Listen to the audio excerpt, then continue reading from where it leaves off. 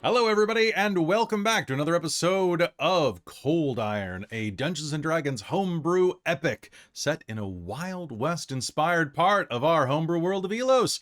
Hope you're all doing well tonight. My name is Kelly. I'm your Dungeon Master, you see him, and we are headed back into the world of Elos, into the place known as Drace, aka the Cauldron, as the characters head north of the town of Burden and set off on their adventure to go find an errant tiefling named Mara.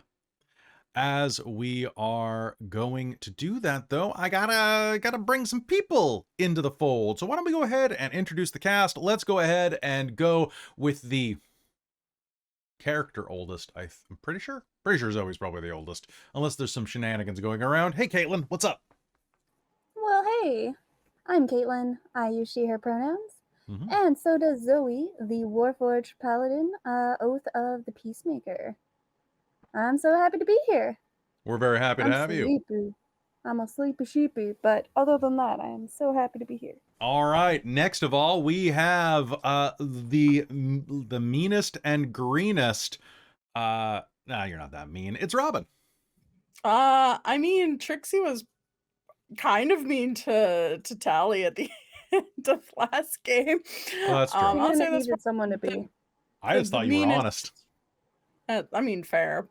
I mean, being mean and being honest can be are not exclusive of each other. You can still be mean and tell someone the truth. So you know, but just Trixxi didn't have much zhuzh to her. Not zhuzh. I'm tired. I had my first week of harvest at work, and so my brain is just smush and spaghetti. I'm Robin. I use she, her pronouns. And tonight I'm playing Trixxi Blastemoff, our gadgetsmith, inventor, artificer, who also uses she, her pronouns. And yeah. Yeah. Down beneath you, we have the incorrigible and cat-eared Christine. Hello, I am Christine. I use she, her pronouns, and tonight I get to play Belle St. Clair, our Tabaxi warlock.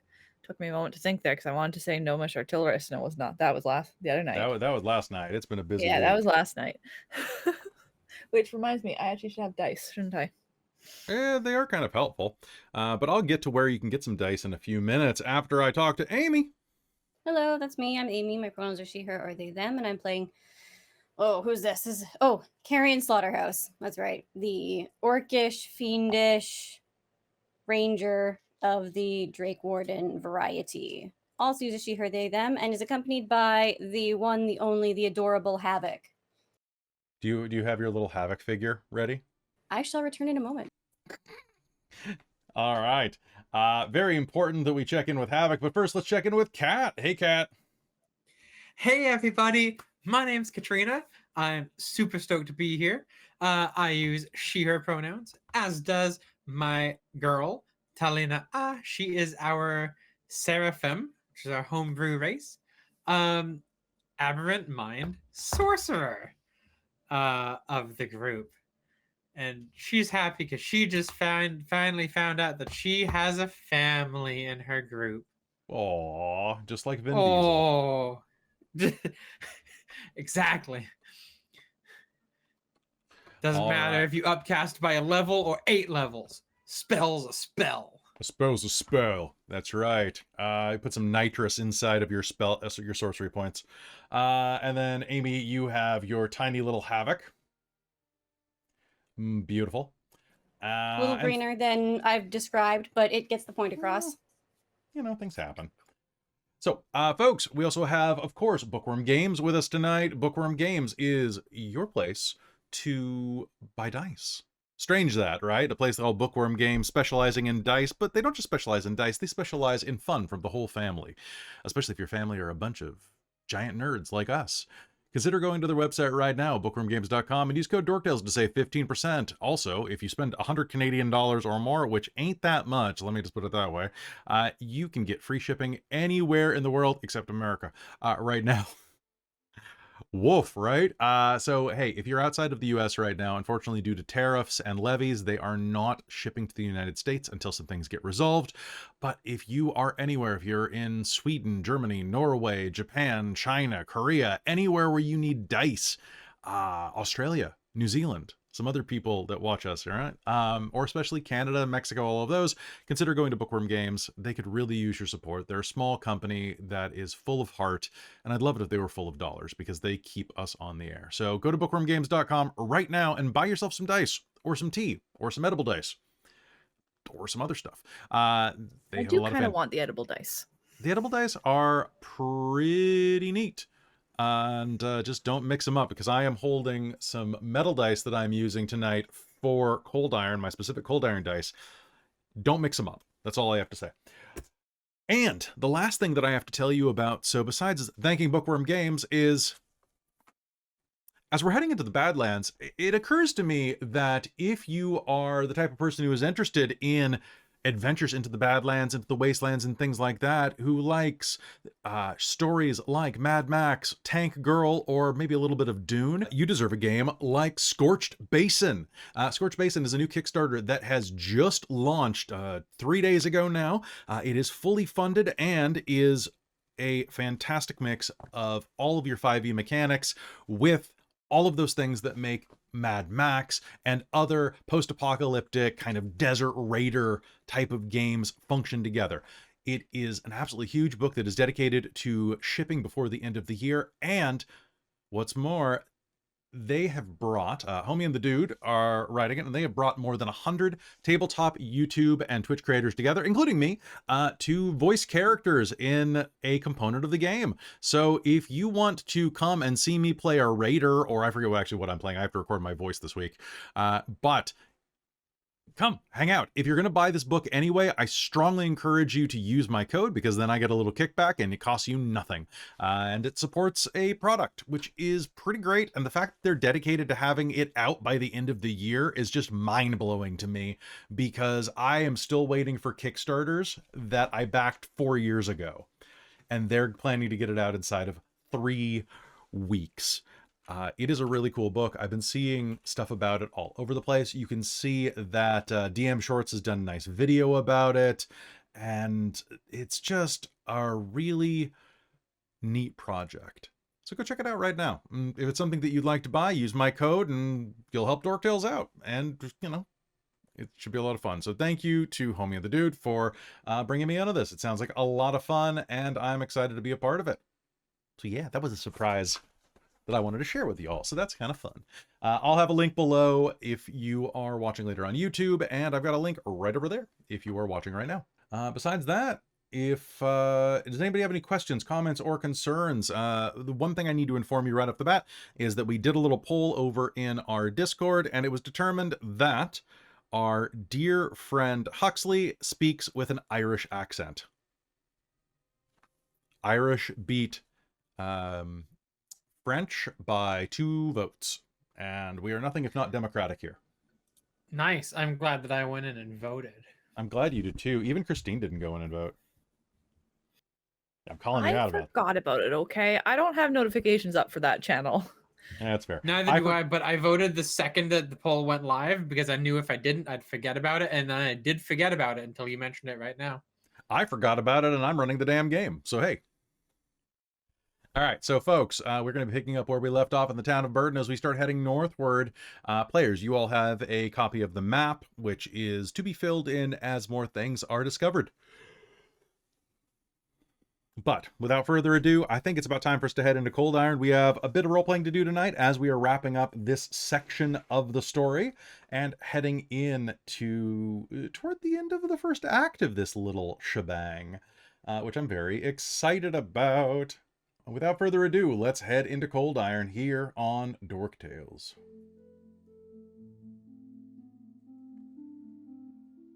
Doing a warp check. Warp, warp, warp, warp. Am I warping? No. Why am I never warping any, like, I'm only warping when I'm not expecting to. It's very frustrating. All right, so without further ado, let's head into ColdIron. here on Dork Tales.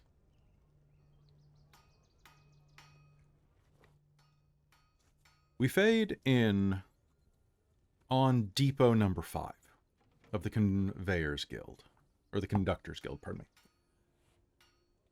The final adjustments are being put on the carriage, and you are spending a little bit of time getting to meet your driver. Now, when you were there before, was there a name given to the Sarn that's going to be pulling this car? Perfect. I don't No. think so. Also, real quick, I forget if I did this at the end of 2 episodes ago. Did I manage to convert the alchemical axe into her armor? Sure. Still has limited charges, Okay. but yeah. Yeah. But I'm just wondering if I was able to actually do that. Cool. I don't see why not. Cute. All right. So you can even be doing so inside of the workshop. Now, the entire place, the workshop here, is covered in the typical accoutrements of a workshop. There's sawdust everywhere. There are metal filings. There are immense drums of lubricant and various types of fuel used for some of the things like the blow torches, which are running off of this powdered crystal that gets shipped out of northern emeries. And as you watch Kersey Snark finish up her work on this new and improved conductor wagon, you get to spend a little bit of time getting ready, loading the thing up from the front. Your guide, Huxley, the fox beast folk, is making idle chit-chat with you. And as you are prepping and getting ready, he's going to take a look at where... Carrion, what are you doing with Havoc? What is Havoc up to? I mean, last I remember from last time was that Havoc was eating a rat. Oh, that's right. And had just slapped Carrion in the face with its tail and was like half client, like hanging off of her horns. So probably a lot of distraction techniques. Huh? Look at that little guy. What have you got there? Huxley says, and kind of squats down next to it, a broad red tail swishing some of the dust filings off of the bottom of the workshop floor. It's a Sarn? Just hatchling? Really? I thought it was a cotton candy machine. Come on. I know that it's a hatchling. It's just a weird looking one. Looks feisty. Yeah, that's true. And very feisty so far. Hey there, little guy. I'm not completely sure what it's going to be like. But so far, it is Havoc. That's it. Its name is Havoc. That's what I've called it. So, you may want to watch out for those ears and your tail. As you Okay. she's I'll get that pointing in- at it, clawing it, like hanging off of her horns. It's hanging off one of the horns, kind of scrabbling around. Well, I'll keep that in Thankfully, mind. These don't have terribly much feeling in them, but And that doesn't hurt at all. I mean, I would be lying if I said it didn't hurt at all, but it's not like having my hair completely yanked out. Like, ow. That. That does look a wee bit painful. So, is it just the, 5 of you, right? Hmm? Plus a little baby Sarn. Yeah. I was gonna say 6 And- if you count Havoc. And I think 7 if you count the Wixlet. Oh, true. Where did they get off to? I have no idea.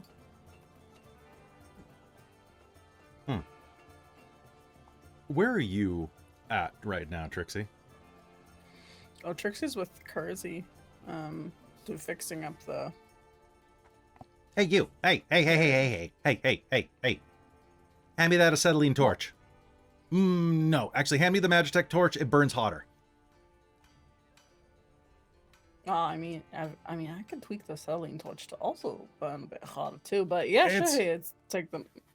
It's already got a crystalline matrix in the center of it, all right? I'm going to draw upon the ambient energy there. A mana-infused fire is going to burn hotter. Look, it goes white, and then it goes blue, and then it goes white, and then it goes blue again. That means it's extra hot.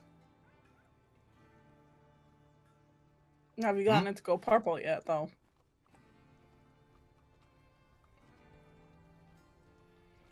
I'm going to do a quick roll. Oh, no, I probably could do purple. If I got some of that, what are they called? The black silver stuff. Some of the cold iron. If I got some of that, I could probably make it go purple. But right now, no. But I mean, maybe we could go purple. You know, should we go purple? I mean, if we can get a hot to go purple, let's go hot to get it purple. All right, fine. Make it go purple. Yeah, Trixie's gonna try and tinker with the torch to make it burn hotter. Give me an alchemist tools check.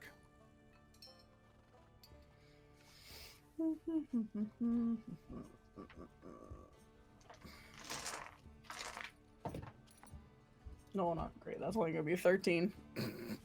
13. How are you going to attempt to do this? She's gonna try and like tinker with the oxygen intake and the fuel injection, like a Bunsen burner. She's gonna start playing with the knobs. Okay, you can get it. You don't make it go purple, but you make it go pretty hot, and it's going to blaze a bit. I thought you said you were going to try to make it purple. That's not purple. You can't get purple every time. You can try though, but I'm not as familiar with your equipment as I, usually am. Touching another artificer's tools. It's a bit you want to get worrisome. familiar with my equipment, do you? She swishes her tail back and forth. Which, I will say, on a kobold, she is about, what did I say, like 3'11" or something like that, or 3'2". Her tail she's tall compared to Trixie. Yeah, but her tail is about the size of, like, my hand in real life. It's just this little square nubbin that sticks off of her spine. Like,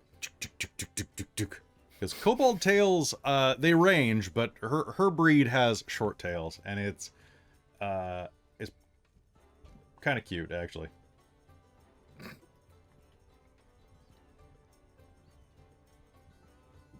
I mean, if I come by here on the way, and we'll drop off the carriage. Well, listen.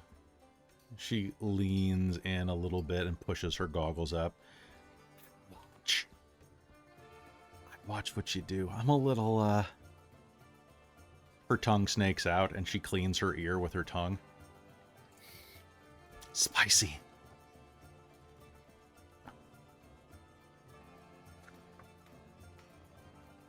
Oh, actually, wait. I think we're done. We just gotta hand me the riveter. We just gotta rivet this part in. It'll be absolutely riveting. There. And What size do you want? I mean 10 millimeter, obviously. All right. Actually, wait for this.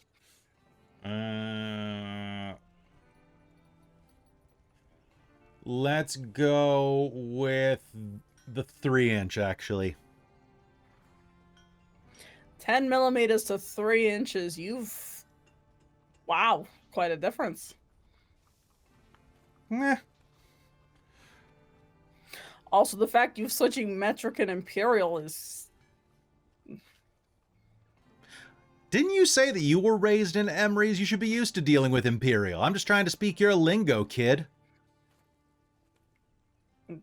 All right? Not everyone can use Arginian metric, okay? Honestly, I kind of prefer using Arginian metric now that I've been here. Have you ever even been to Argini? No, but I know that system. Yeah, me either. You know what's weird about Argini? Like a third of it's Fandelia, and they don't even use metric. They use Imperial still. And they use Fandelian Imperial, which is even dumber. Although you do come off taller. They use hands, like for a horse. And I always wondered, whose hands are they using? Wasn't a hand 4 inches? I can handle a couple of hands then.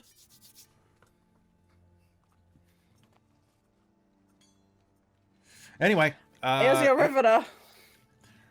Ka-chunk, ka-chunk, ka-chunk. And done. All right, so taking a quick look at this, it looks like... Hey, I think you're in luck. This thing is gonna be... We already tested it earlier. It is going to be immune to... or at least heavily resistifying to lightning, to fire. I didn't check it versus cold, but I don't think there's much out in the Veldt that's going to be cold. So you're probably fine. I mean, the nights? Doesn't it get cold out on the nights? I mean, you're not going to sleep inside, are you? No, but that's the only thing that gets cold out there. Oh, well, I mean, that's why you ladies have each other, right?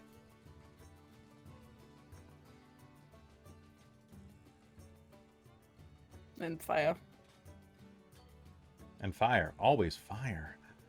All right. So, here we go. We got to brand this thing. Huxley, what do you want to call this one? What do you mean what I want to call it? It already has a name. Yeah, but this one ain't got a name no more. Like, it's been upgraded. How about... I got it. Hey, hold my tail.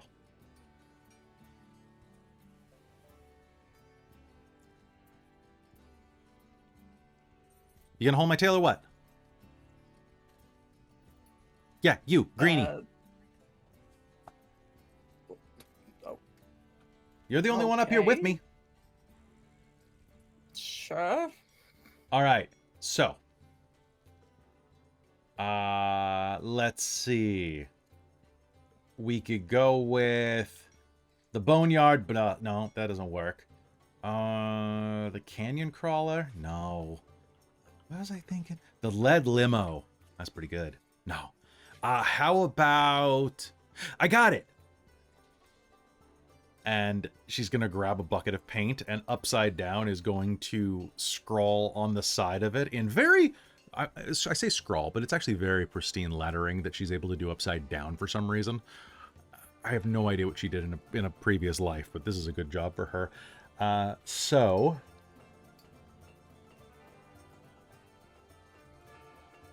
All right, honest opinions.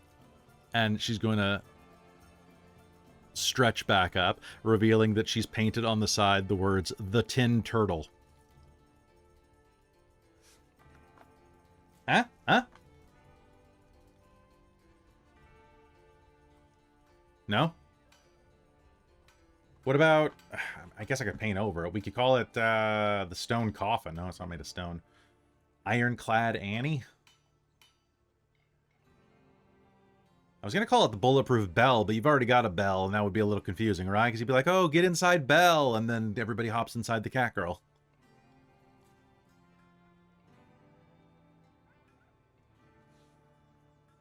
You not like that name? We could call it the Widowmaker. The Lead Limo. I already say that one? I feel like I already said that one. The Devil's I Carriage. mean, it's your thing. If you wanna have it as a tin turtle, then it's the tin turtle. All right. Just Well, kind of welcome to the Tin implies that Turtle. it's-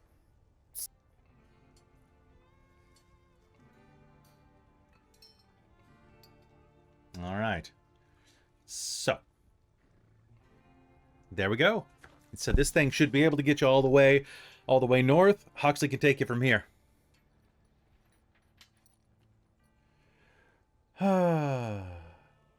Well, y'all need anything else, let me know. And you've already paid up front. What was the price we agreed on again? It was 150? I believe so. Let's see, 150 will take you. I think it was 150, and then if I helped work on it, it was 120, and then I also have an extra piece of mithril if you want to buy that off to reduce.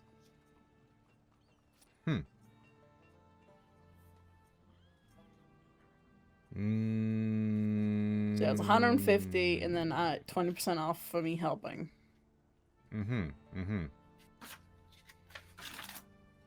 I'll buy the mithril off you for 20.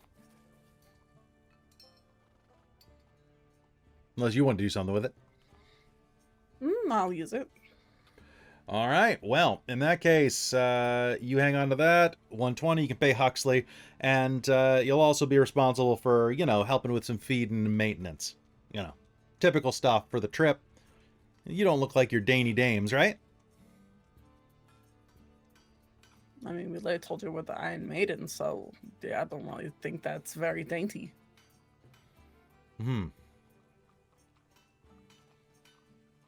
Fair enough. All right. I haven't slept in 2 days. I feel like I'm completely out to lunch, and my personality has totally changed from what it was 2 days ago because I haven't had any sleep. So I'm going to go back to bed. I'm going to go to bed. And then, what time are you folks leaving? You leaving before I wake up or after I wake up? Probably before you wake up. We're getting out of here as soon as this thing's ready. All right, well, if you come back to Burden and you want to do any more mechanics work, let me know. I do pay premium. That sounds great. Hey. Yeah, maybe I'll feel like myself again. Oh, and don't destroy it. Or my driver.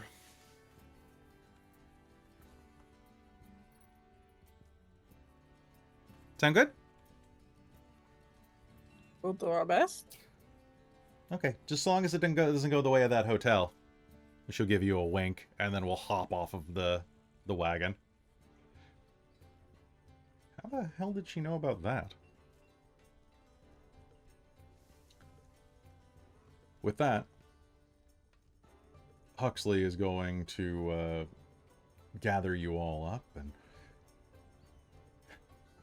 well, if you're good to go, then I could get us leaving within the hour. I'm gonna go get our Sarn, and then we can start heading off into the waste. What do you say? Sounds good. All right, sounds good. Sounds perfect. Beautiful. So I'll give you some of the basics about it, really. So, this carriage, the Tin Turtle, that's quite a name. Oh, So that's kind of cute, actually. it's got room for about 5 people on the inside comfortably, but given the fact you're traveling with a goblin and she's pretty small, it seems like you're going to have a lot of room to put your feet up. So besides that, there's also 3 that can handle in the front. I'll be up there monitoring. There's cargo space underneath. As it stands, we're going to be traveling at a decent clip. It's a bit of a trek. Did you guys get told how long it's going to take to get up to, what? You're headed up toward Stark Springs? Yeah, when I talked to Cozy, we rented it for 10 days. 10 days. Yeah, that's about right. If we get... So as it stands, my Siren can pull this thing at about, if we don't have any trouble and the weather's with us, I can probably get us there. It'll be give or take 10 days. All right. It's about 250 miles away. Maybe a bit more, depending on which route we have to take. If we're a little underloaded, the Siren can go a little bit more, maybe 30, 35 miles a day. Comfortable speed, being safe to her, it'd be about 25. Besides that, and I say that because she ain't the fastest, but if we're going to be pulling something this, I mean, right now, this carriage was about 3,000 pounds before the armor plating. So now it's a bit expanded. However, I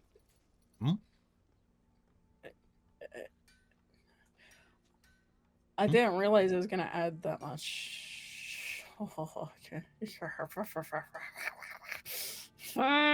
Dissolve. That Irish is going to bite the death of... No, we're just doing all accents now.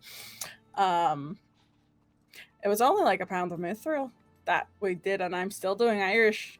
This is... Are you all right? No, I can't do the... I can't. I've been doing an Irish accent for years now. It's ingrained in me when I hear it. I don't mean to be mimicking you. I don't know am I even doing... I'm not doing Trixie's accent at all now. As Trixxi has a stroke... Well, Robin is going to try and reboot. Trixxi will say that it was only literally a pound of mithril, and it's supposed to be lightly armored, so she can't imagine why this carriage is weighing a ton more, is what she was trying to say. Until I started just doing the accent. It's because it's been... Well, I mean, you can see that it's been alloyed with a bunch of other stuff, right? But, I mean, I don't have a scale on me, but it looks like it's fucking heavy, all right?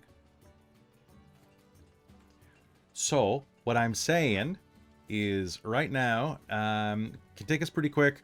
Right now, there's 2 entrances on either side, as well as a hatch in the roof if you need to use it. There's also a little box mount at the back that folds out in case you need to use... basically, we've got a fold-down rifle in the back with a slight gunner pivot. Gives you, in case we have any bandits or anything and you want to stay inside the vehicle, I would ask that anyone who tries is, well, anybody who's willing to try, give it a go. It's a pretty powerful rifle, usually used for hunting bullets.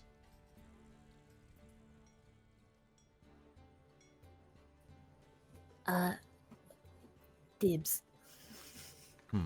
The only problem is it is fixed, so you've only got about a 45-degree shot angle on it. But, I mean, if something's coming up from our rear, I'd prefer that, to be honest. To nothing at all, at least. Besides that, I'm going to go get the Sarn, and this is the cargo hatch that you're going to be loading anything of yours into. It's the one directly under the carriage and can be accessed through the floor. I would suggest you load it through the access port in the floor. It's especially anything that you want immediate access to, weapons, equipment, anything like that. Because while you could keep them in the carriage with you, it would be very uncomfortable overall.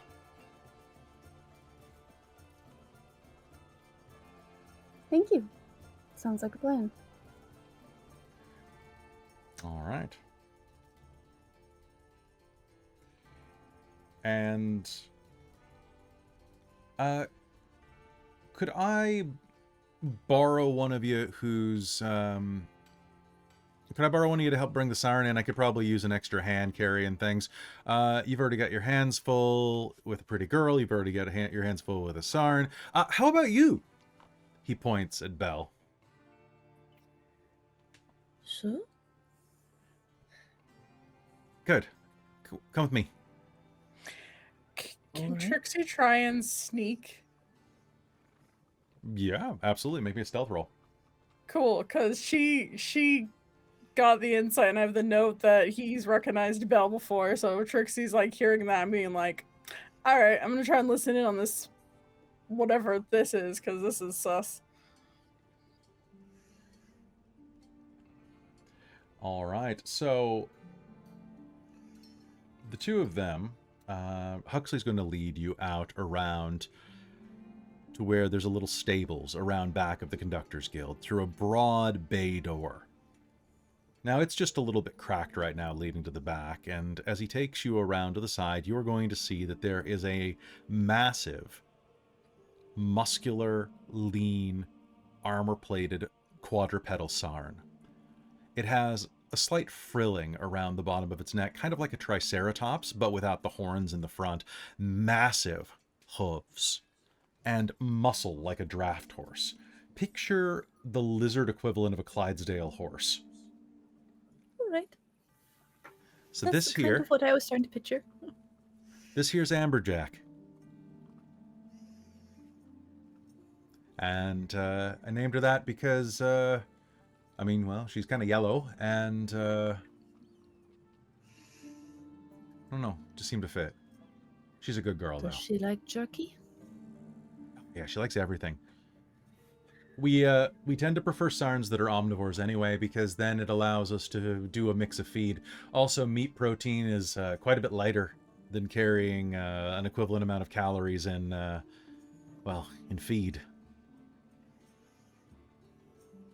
Bella will offer her a piece of jerky. Now, this sarn is about the size of, like, an SUV.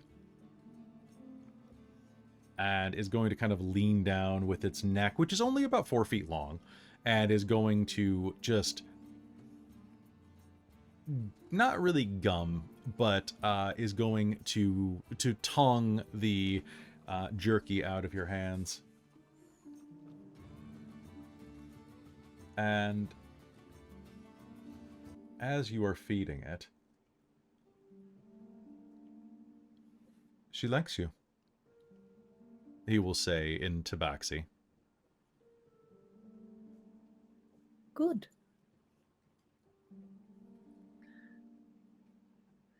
So the better when the big armored thing likes you. I've always found that to be the case as well. Are you enjoying your time in the cauldron?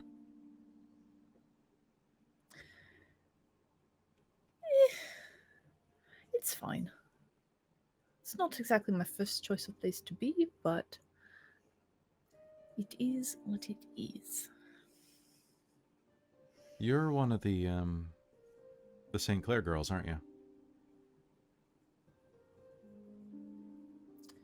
From I'm Wildhaven. guessing you're from around the place.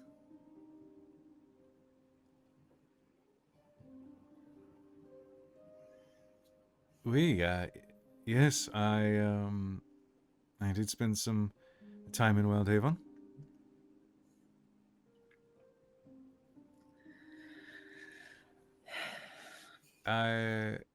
It's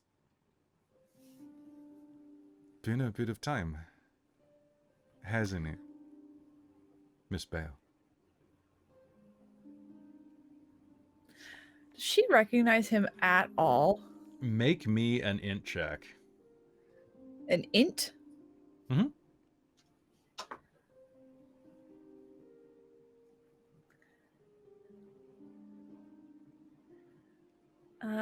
18. The only fox people that you know were a family of ranchers that lived on the edge of Wildhaven, of the Wild Woods there, kind of off to themselves, but kind of close to where your family was. Your parents did a lot of work with the local community. Your mother and father both. Do you remember what they did for a living? I don't think I remember anything prior to just being like when they moved to the last place, and that was like farming. I think she was fairly young. So you know that your mother and father both had a decent knowledge of like farming as well as botany and herbalism. Mm-hmm. And you remember there was this little shit. How old were you when you moved to Wildhaven? Like you were Were you a kid, or were you like a young teenager? I think a fairly young kid. You remember at one of the festivals with all sorts of beast folk. We're talking like horse folk, we're talking dog folk, cat folk, and so on. Even a couple of things like squirrel folk and stranger types of beast folk. That you remember getting into a little bit of an argument with a couple of other kids who kept teasing you, and ended up walloping this little red-haired fox boy, like, who had made fun of one of your siblings and had just absolutely walloped him, bloodied his nose up, and knocked out an already loose tooth. You! So What? does that tooth grow back? I think so. You deserved it. Yeah, but probably did. But you know what? So did your brother, your sister. I can't actually remember. What's wrong? You've not been back in a while, have you? No, my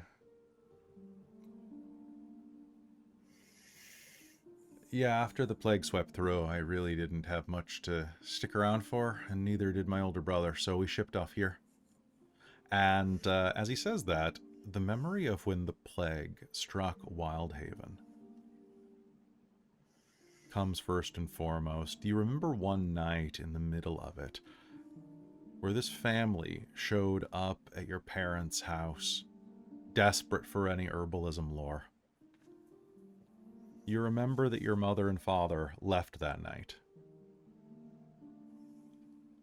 And when they came back, it was the next day, almost into the evening, and they looked exhausted. And they looked defeated. In a way that you had rarely ever seen your parents look defeated. Your mother especially. She was always the stronger of the two of them, at least emotionally. But she looked tired. Beautiful young woman that she was. She looked almost twice her age when she came back the next day, forcing a smile through the crow's feet that had appeared on the corners of her eyes from the long nights. A lot of people died. And if you can make me a history roll, that'd be great.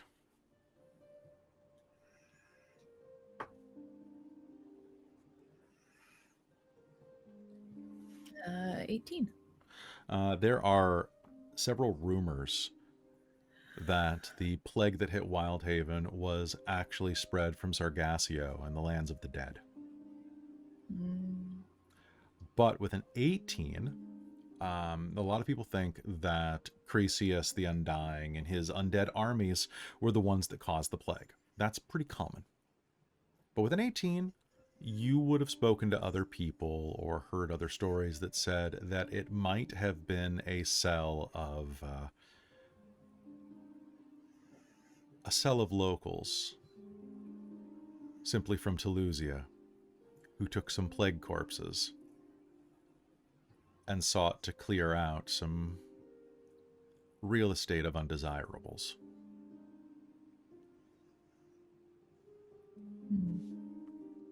After all, your people were refugees.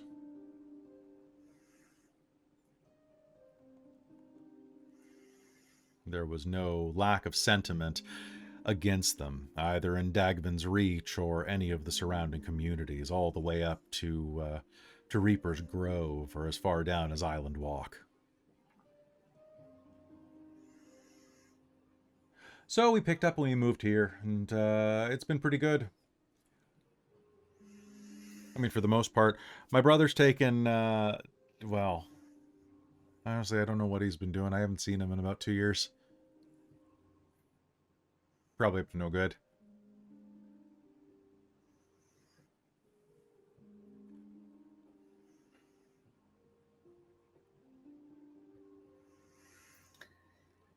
Well, it's been a little while since I've been back. It was good. How's everything back home?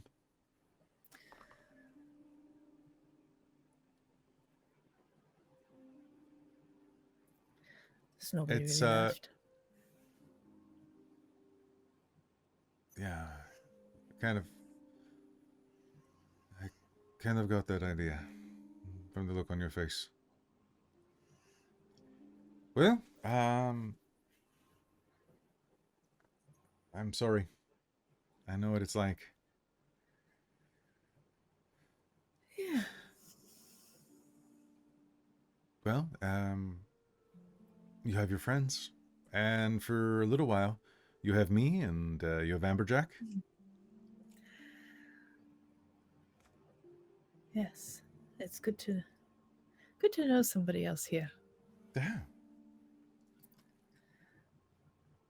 And hey, congratulations. Your teeth finally grew together. You had the biggest gap on your bottom, if I remember correctly. You could whistle through it. Could whistle better than you? No, that's probably fine. But I mean, you know, I didn't have as much of a lisp as you did.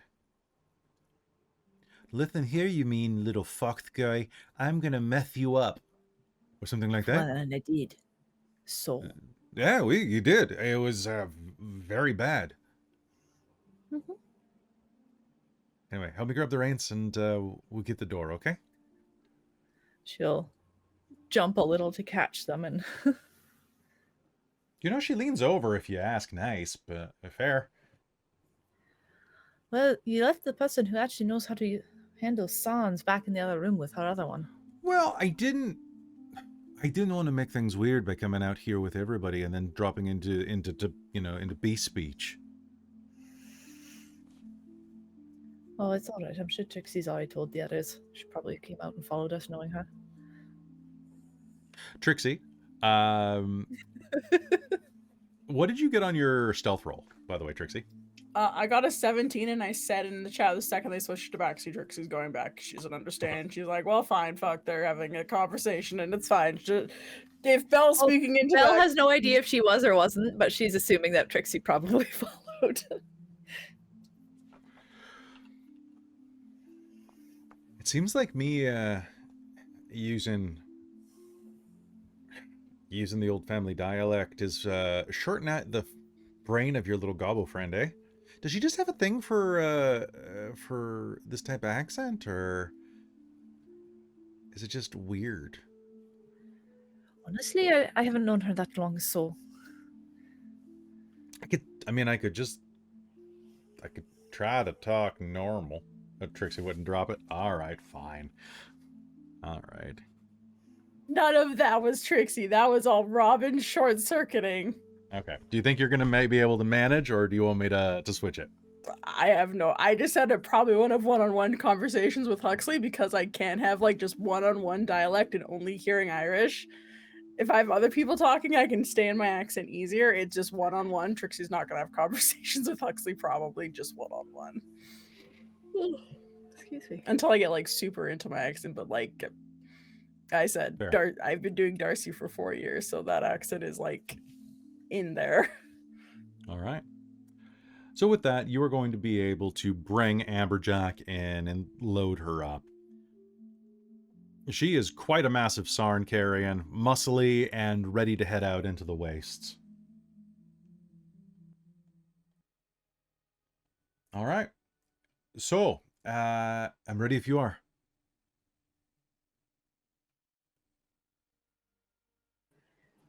Does anybody else have any... We should. Do you have any affairs you have to settle up with? I've got rations for 10 days for each of you as part of your board, but it's nothing fancy. I mean, we're talking about a lot of bread, cheese, beans, stuff like that, as well as we've got cook pots, but anybody who wants to do anything to perhaps make it a bit easier? Tally probably would have gone to have lunch with Isla, so maybe she could have talked with her, see what she recommended. See what she'd recommend to bring. So you wandered off by yourself again? She would have discussed it with the group first. All right. I believe Trixxi was even there when they were having a conversation. And how did that go, Trixxi? Somebody was. What? What? Or no, you might have been running.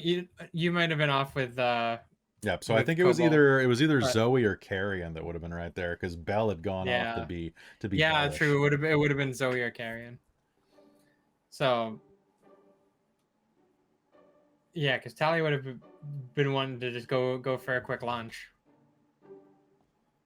All right. Well, there's a little sandwich shop nearby, or at least a little, we'll say a little flatbread shop with some spiced meat on kebabs that's nearby.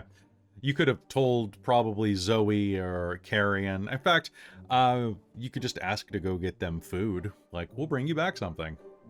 Yeah. So That's I'm exactly really, what it would have been. so I'm really Oh, curious. sure. As Whatever their special is, please. Thank you.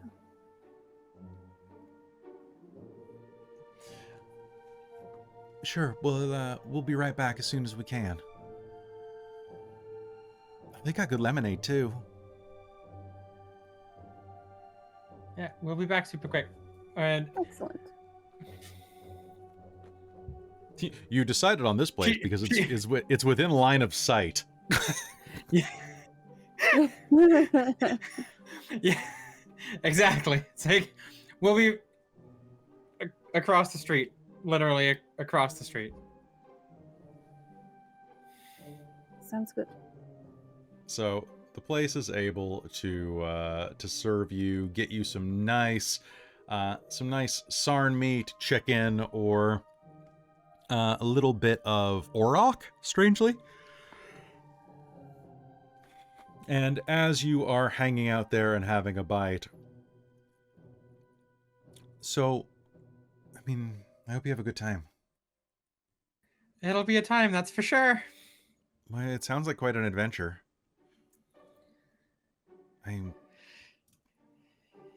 Yeah. Sounds like you had a pretty... Sounds like you had a pretty busy night. Yeah, it was not the most enjoyable evening, that's for sure. But yeah, it's a shame, because I think it would have been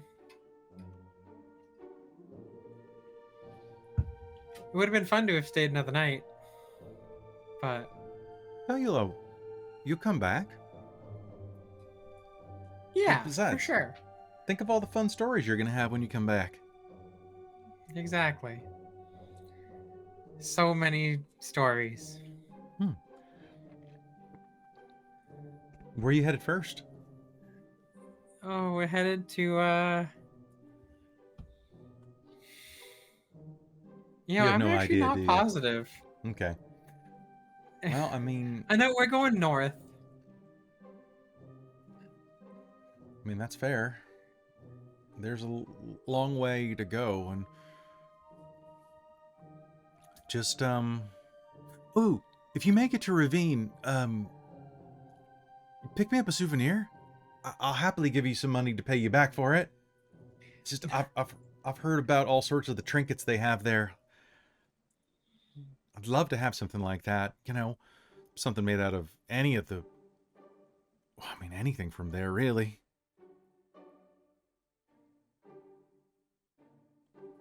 Trinket from Ravine. Or is it Ravine? I'm sure I can manage that. That sounds real nice. Well, tell you what, you do that, and lunch is on me, all right? For you and your friends.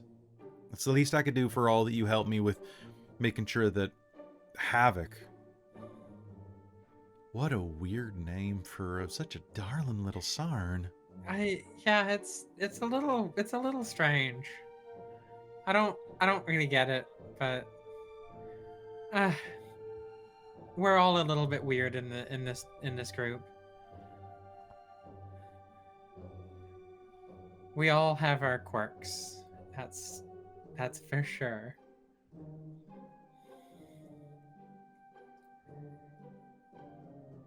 But suppose. it's not bad. So, I mean, It's interesting. but what's the point of all this? Like, why are you guys headed out there? We're looking for somebody who hasn't been very good to us, our families, our friends. It turns out it's all the same person. So we all kind of came together, and now we're looking for them. Well,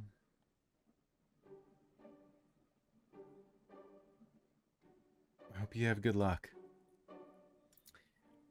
Me too. Be safe. As a group, we always are. I ain't talking to the group right now. I'm talking to you. Be safe. You seem like the type of person who gets in a lot of trouble from the sound of it. That's not wrong at all. You can only get in trouble so many times before it's gonna come back to haunt you, Tally. Yeah, that's... Besides, you owe me lunch on the way back now. I So- guess I do. Then it's a promise. You gotta come back and we'll grab lunch or dinner or something like that. And it's on you. And she'll give you a poke in the shoulder. Absolutely. On me. Good.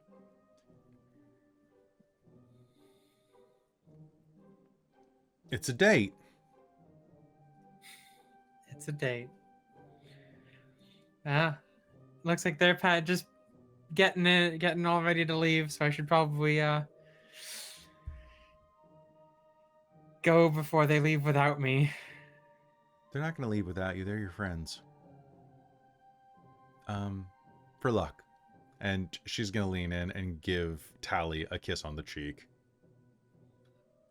She's gonna go bright red.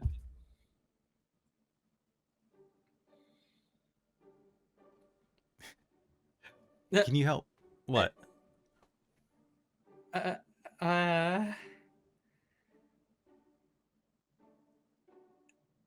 Zoe and Carrion, are either of you watching this? Keeping an eye on her? Oh, absolutely. I think not. I think Zoe would give them some privacy. Because Okay. she's with somebody, right? She's not all by herself. Yep, she's not all by herself. Yeah. All right. So as she goes bright red, you're going to hear, "Hey, order up. Come on. Got your food here."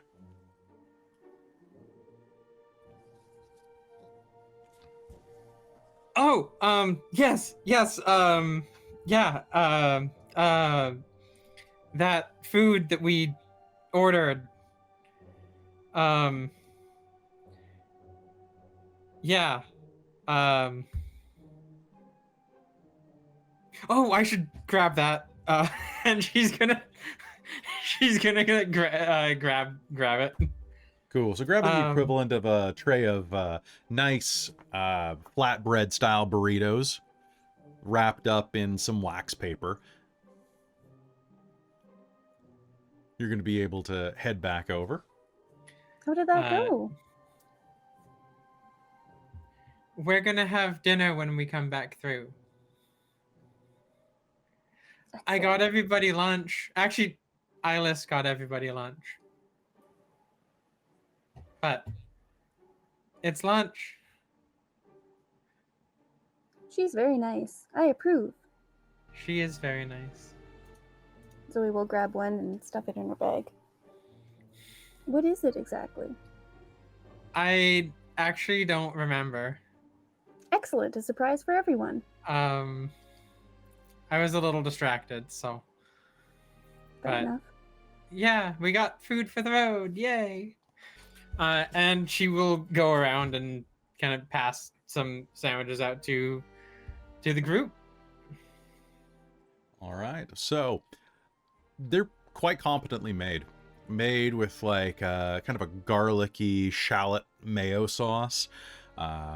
It's the equivalent of like a shawarma wrap or or a not a tzatziki, Kelly, like a gyro or a souvlaki, and it goes down nice and smooth, very filling. And as you are finishing up, Huxley's going to finish lashing Amberjack to the front of the carriage and is going to see whether or not you've loaded up all of your equipment.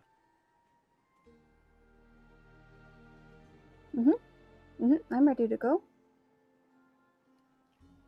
All right, well, I'm ready to go whenever you are, he will say with a slightly less Irish accent. I got you, Robin.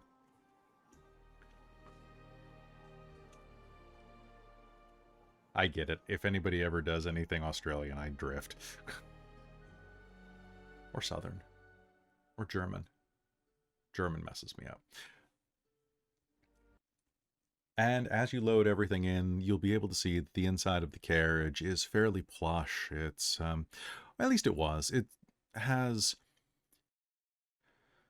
velvet cushions that have been worn down over the years that basically have worn away butt prints of the people who came before. Ghostly posteriors. Ghostly butts have worn holes in the side of the velvet, but it is comfortable enough. There's a large hatch, both in the roof and in the floor, that allows you to access the cubby hole, which is, and before anybody else asks, is easily large enough for Trixxi to hide inside. If Trixxi wishes to. The Wixlet can also be locked in there, but that is cruelty to animals. It's not cruelty to Trixxi necessarily. And with that, Huxley grabs the front, climbs up, and with a bit of a coax goes, "Come on, girl, let's go." And the wagon starts setting off. Leaving the town of Burden behind, it pulls up along the main strip and then diverts north on the road that will take you to Fort Lankea and further north through the veldt into the Badlands and ever northeastward toward the Eastwood and Stark Springs.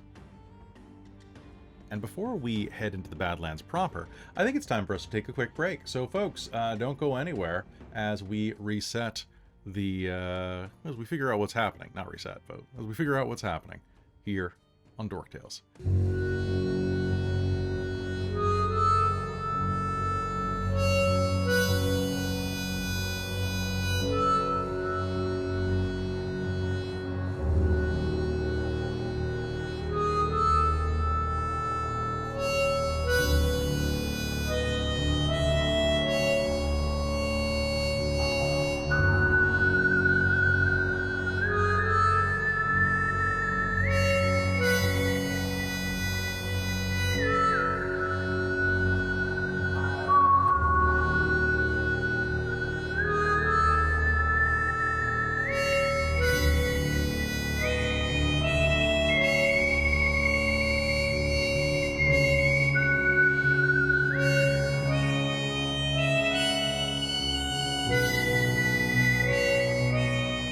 Howdy, folks. Welcome back. This is the part of the program where we're going to talk to the chat for a minute. So, hey, folks, welcome. This is the end of part 2 of Act 1. I know, that's really awkward.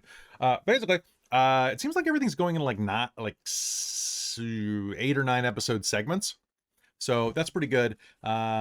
So we're on the arc where we're getting to Stark Springs, and then Stark Springs is going to be its own thing, which is going to be pretty great. And I'm very excited about that. That's where the story really gets spicy. And I'm very excited to be here. But I just want to let you all know that ColdIron is not going to be running for 2 weeks. So we will be back 3 Saturdays from today. 1, 2, 3. Yeah. Next weekend, we're taking it off. We were planning to take it off already. But a bunch of us have tickets to go see Demon Slayer, and we just want to go watch an anime in the theaters and just chill. because it has been a very busy couple months. And then on the 20th, Caitlan is out of town, and we are taking it off in case we have family stuff for Christine's birthday, because it's that weekend.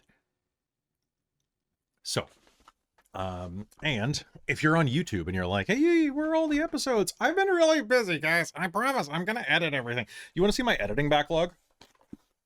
You ready? This is just what's in arm's reach. It's all of these. So, there's a lot. There's a lot. Also, it doesn't hurt that the last episode of ColdIron that hasn't gone up on YouTube has like 40 editing moments in it that I have to fix, and I only got through like 30 today, and then I had to prep for game. So yeah, but I have some other exciting news that I can reveal after tomorrow that's really cool, because I know, right? It's super fancy. But other cool stuff that we have, if you're over on our Patreon, Made to the Ascension Bedlam is happening on Friday, I think. This Friday? Yeah, this Friday. Yes. I can tell because Caitlin's in it. Hello, I am. Yeah, so it's gonna be very exciting, and then does anybody else have any other fun announcements or anything during the chat portion? I mean, not particularly. Teddy is really, really into the new toy we got him. Well, I got him off Amazon. So good. Yeah, he was definitely making a bunch of noise during the break with it. Yeah, he really, really, really likes his Benabone. Benabone. So we are going to be back on September 27th. Not the 22nd. That would be a weird day to come back because that's like the middle of the week. But we'll be back on September 27th. So you'll be missing a couple of games of ColdIron, but that gives me more dev time because I am building all the back end of ColdIron. And I spent way too much time coming up with stats for the battle wagon today, as well as the token, because let me just put it this way.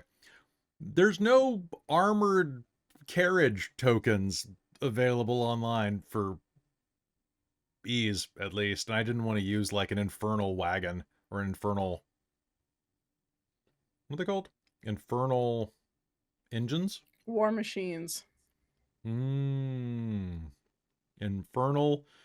James Rhodes. I feel you. All right. So, who wants to be the arbiter of bad news for the night? Who? What? Well, I have a random encounter table in front of me for the wasteland. Oh. Who would like to be the roller on it?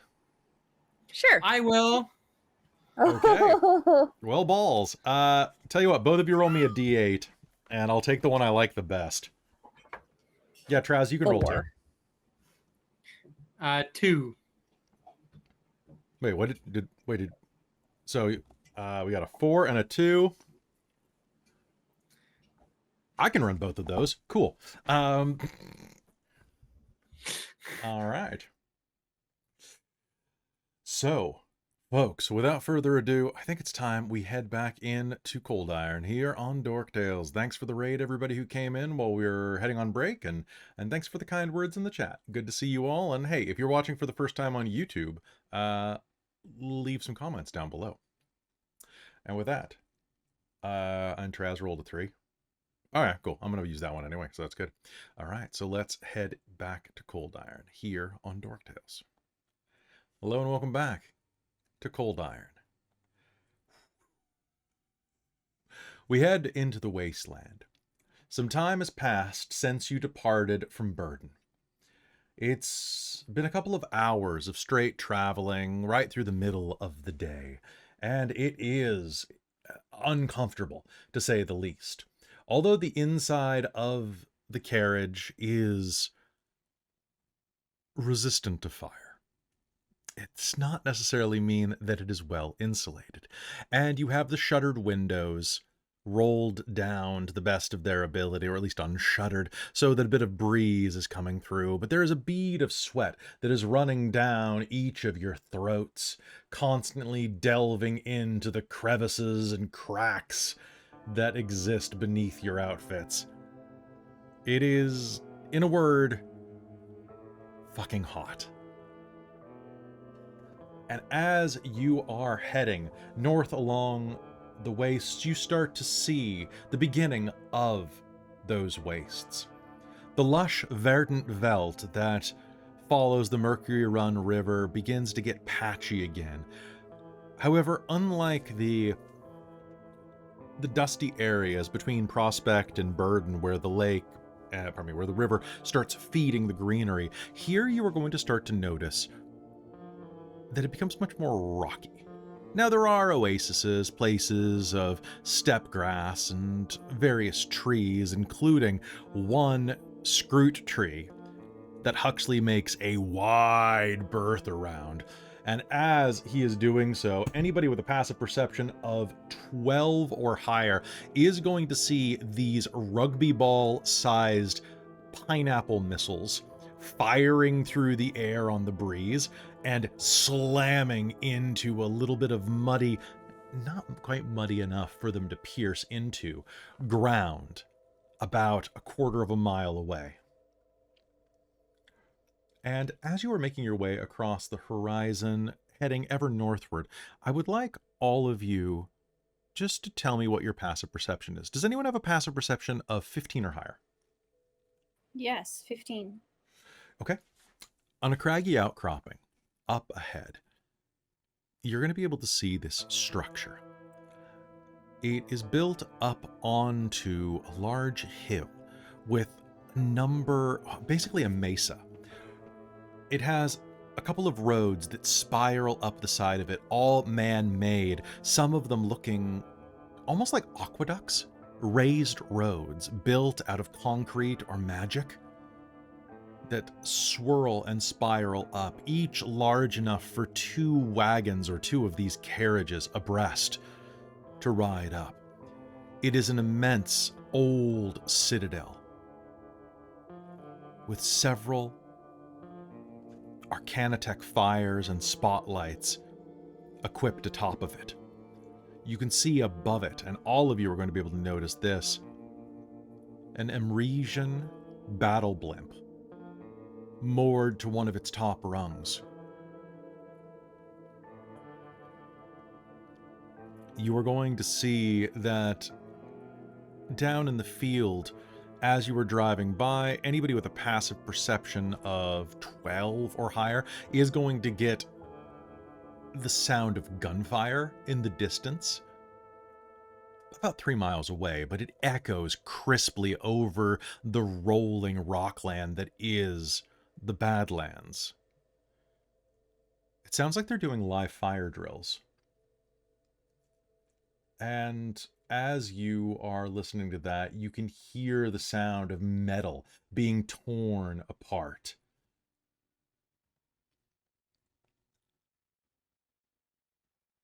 Or bashed heavily. They're not just doing live fire drills, they're definitely doing some type of training. Trixxi, can you do me a favor and make me an intelligence check? Actually, Trixxi and Zoe can both make me this check. Oh, intelligence though, you say? Yeah. You know what? Actually, Just make me straight make intelligence? me a perception roll.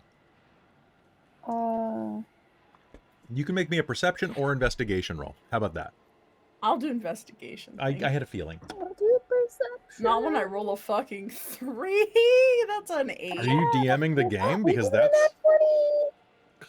There we Sorry. go. Got excited. I got an extra life. Hell you did. yes. You did. You got an extra life. Dice. They're the only dice that are actually here because someone took them. Naming no But children. these ones are sharp edge, so baby can't play with them. No. Baby wants to, though. Yeah, I know. Much to his dismay, they're very pretty. They're very pretty. All They're right. pretty.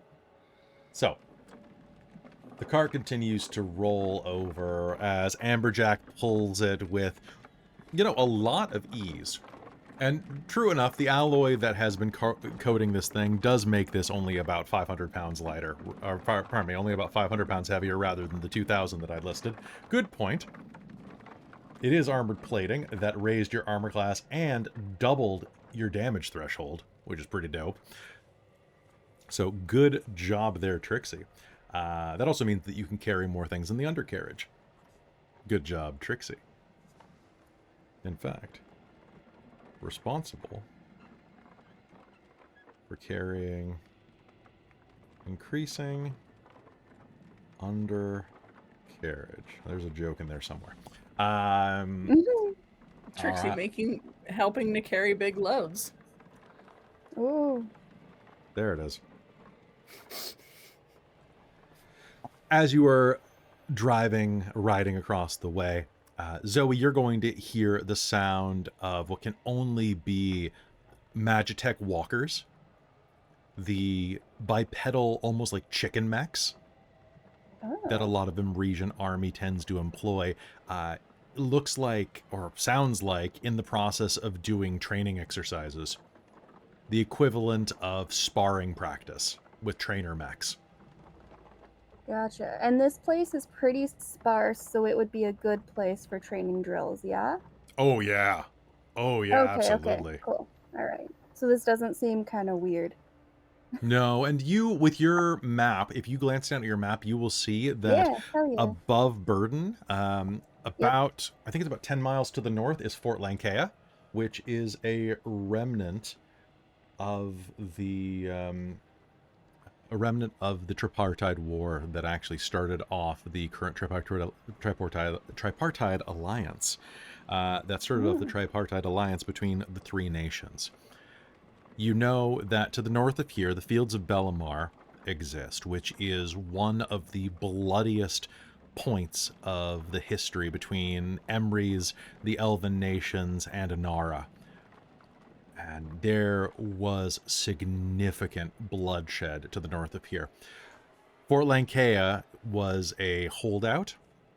It was basically the last line of defense, the rallying point that had been built by the Imresian army, largely constructed using magic, war mages that were called in to do things like shape stone, or artificers that were brought in to do the creation spell or the fabricate spell.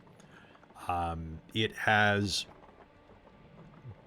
basically been the ready-made prefab fort that has dominated this part of the center of the continent for the past 100 years. But it's the equivalent of a magical prefab. It is likely not comfortable at all. Okay. But yeah, that was probably what is over there. Sounds like Magitech mechs Magitech mechs? Magitech mechs, yeah. Wow. Are doing some training, if you wanted to take a look, maybe. Is there, like, windows we could stick our heads out? I guess we can 100%. see. Yeah, 100%. So... Do we want to get closer, though? Do we want to draw the attention? No, probably not. But just if we come across it, might be interesting to see. I'm assuming, are we just going in a straight, line to stock springs? What are you saying? I was just wondering, are we gonna be going just in a straight line? Or are you planning to go off to Little Top or something like that to resupply? I can do words. That was my goal, actually. Yeah, I was thinking that we would head about north. Now that we have Fort Lankea on our sights, I was going to start veering to the east. It gets a bit sketchy to the north, and there's nothing above us until you get to Taliina'a. And it's not really a good place to resupply. It's a better place to get robbed. Besides, this way we can follow the water, and we don't have to carry nearly as much for Amberjack. She's good at, she's got water reservoirs in her, but I prefer that we not have to carry if needed. So we follow Mercury's run for about here, now that we're outside of the farmland, and we should be able to make it up to Little Top within 3 days?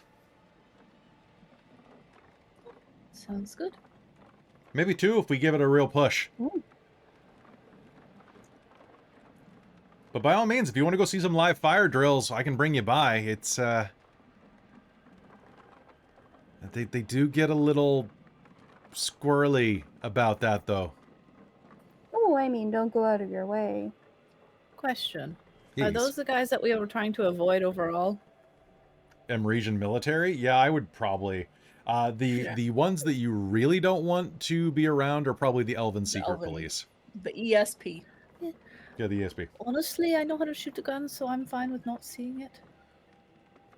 Yeah, I haven't been to Emery's in a while. I don't know if I, I'm not really missing anything. Oh, yeah, fair. All right, so, all right, then I'm just going to keep us going. Enjoy the ride the rest of the way, all right? The ride continues. And are you guys doing anything in the back? Occasionally, Huxley will mutter a song, or you'll hear the smell of a... You'll hear the smell. You're having synesthesia. You'll catch the smell of a bit of pipe smoke as he's trying to chill himself out and keep from falling asleep. But besides that, besides a few bathroom breaks and things like that, you're going to be going probably for the next day. Be trying to incite the others into various weird card games. Oh yeah, Trixie's gonna like 100% be like Like nothing so pedestrian as poker, but like cutthroat goldfish. Yes. Oh, I could. Well, I mean, there's a game called Cutthroat that you could play.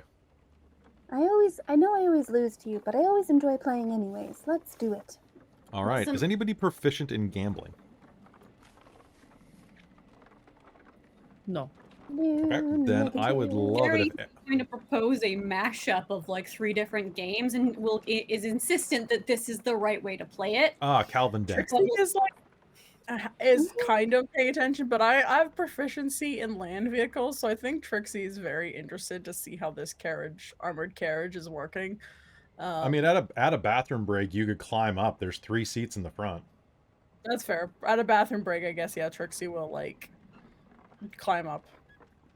Yes, I think Belle is kind of playing this like candies and pennies type vibe, and more for the heck of it. To pass the time. So not so much normal gambling games, I think, is what she's going for. Like weird versions of Go Fish and Old Maiden. I would love it if everybody who's participating in the card games could give me a gambling roll using either wisdom, charisma, or dexterity. Charisma. That's a natural 20 off charisma, so 25. Oh my. I went dexterity for an 8. Ka-chow. Also, dexterity for an 8. I'm rolling another 3 on a different dice. Let's go. 22 for charisma. 24. Okay. So what is the natural 20? So that's 24 or 25 for you total, Cat? That's 25 total for me. 25. Did anybody beat Wait, 25? This is just using the wisdom, the charisma modifier, not the save, right? Yep, charisma modifier unless you're Perfect. proficient in Yes. gambling. 25. All right. And the next best is 24? Mm-hmm. Okay, so Tally, you are going to manage to bullshit your way into winning a ton of these. As Trixxi plays, and Carrion, you rolled Dex, right? Or was that Belle that rolled Dex? I did dex. I got an 8. Okay, Total. so you and Trixxi are going to obviously be trying to palm some cards or shuffle in a very specific way that gives you an advantage, which is not against the rules of Cutthroat, I will say. Cutthroat encourages cheating. And this modified version of Cutthroat is incredibly, well, cutthroat. However, you are both going to bungle it out, which does mean that you owe more pennies and buttons to the pot.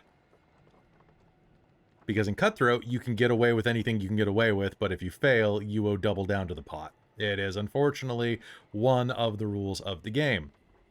Now, What is cutthroat? Because is it bullshit? Sure. It's a mix of bullshit and Mao. And war somehow. And yeah, and war, and also phase 10. And snap. And also Cards Against Humanity somehow. There's probably a touch of Go Fish in there too. Oh, yeah, totally. Yeah. Totally. Yeah, Honestly, 'cause I've never heard of the game Cutthroat, but it sounds Because like I literally bullshit. made it up for Elos 30 seconds ago when Christine said Cutthroat Oh. Old Maid, and I said Cutthroat is a game. Amazing. Okay, cool. I did actually have the same thought, Robin. Until I was Me like, too.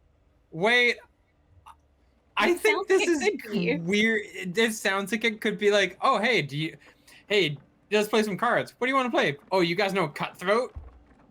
I just don't know any card games, so I'm like, yep, sounds legit. Yep, Correct. sounds legit. Perfect.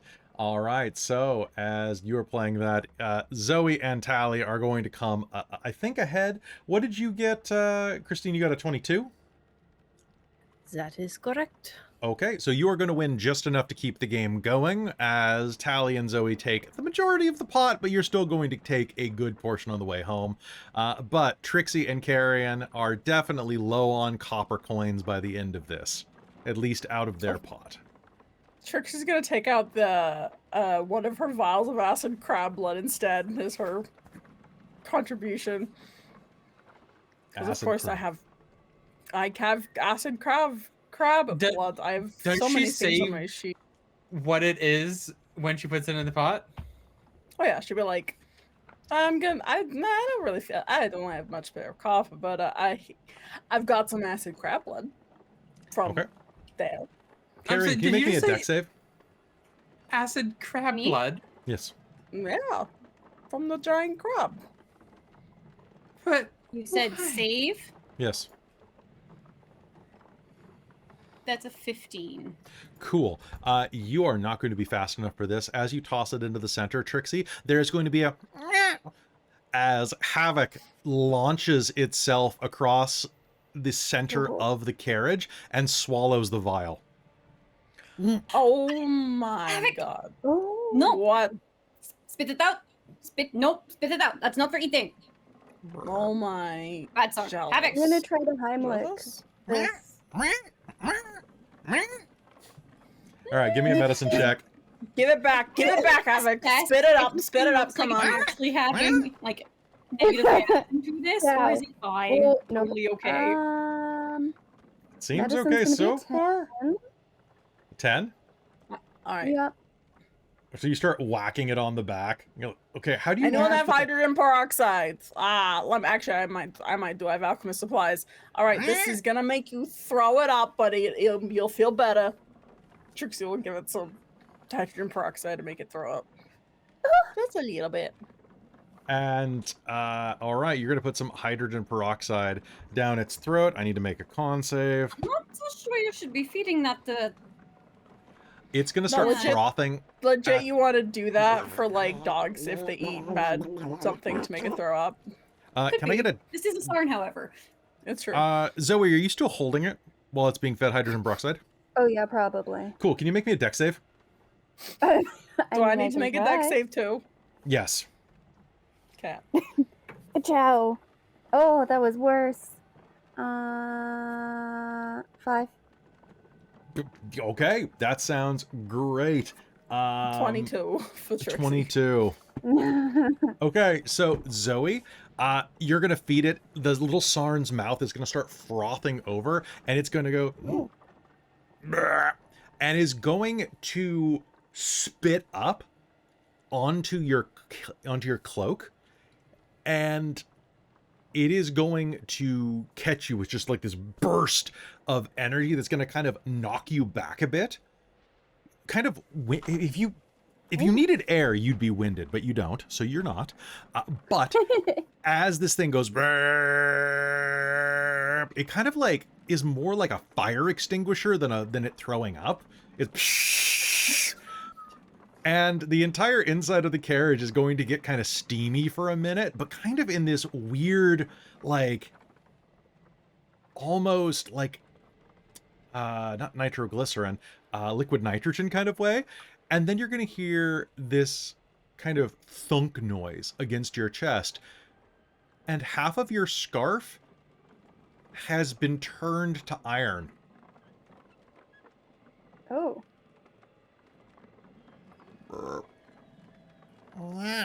Well, Trixie, do you What need was iron? that? What? Here, come here, I Havoc. don't know. Come here. He's gonna But you know reach for what? That might be a very good weapon. Yeah, turning something to iron? Demonstrating upset communion for stomach. someone Poor baby. like me. Cuddle, cuddle, cuddle, pat, pat, Grab pat, the pat. shears. Havoc, you shouldn't eat things that you're not supposed to. Don't you get any? You don't have any ice or the glass from the vial in your mouth still? Okay, open up your mouth. Come on, just prying the mouth open to try and make sure that There's like a it doesn't have, like, half-crushed, bleeding dissolved bit of gums or something. It doesn't, and actually, as you're looking around its mouth, the inside of his mouth is like, their mouth is surprisingly durable. Like, it's not soft to the touch. Huh. What? Havoc's fine. Oh. I'm And his- good. Their teeth are surprisingly sturdy and shiny. Zoe. Well, it looks like I Mm, don't have to nothing, brush no. your teeth as Could I, like, often. try and break off some of your scarf? I want to analyze that to see Oh, yes. if I'm- it actually I'm- is like truly iron. I have shears. I'm trying to cut it off. It's no good to me if it's so heavy.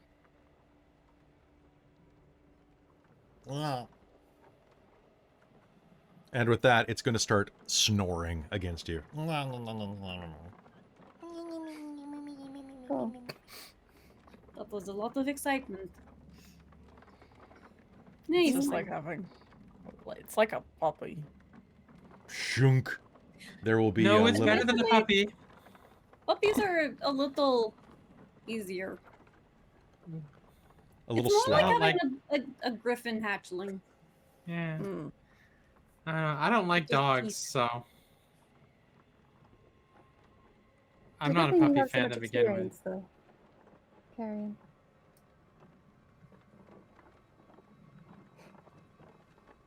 She's just holding it. Probably has it like in like a sling or something.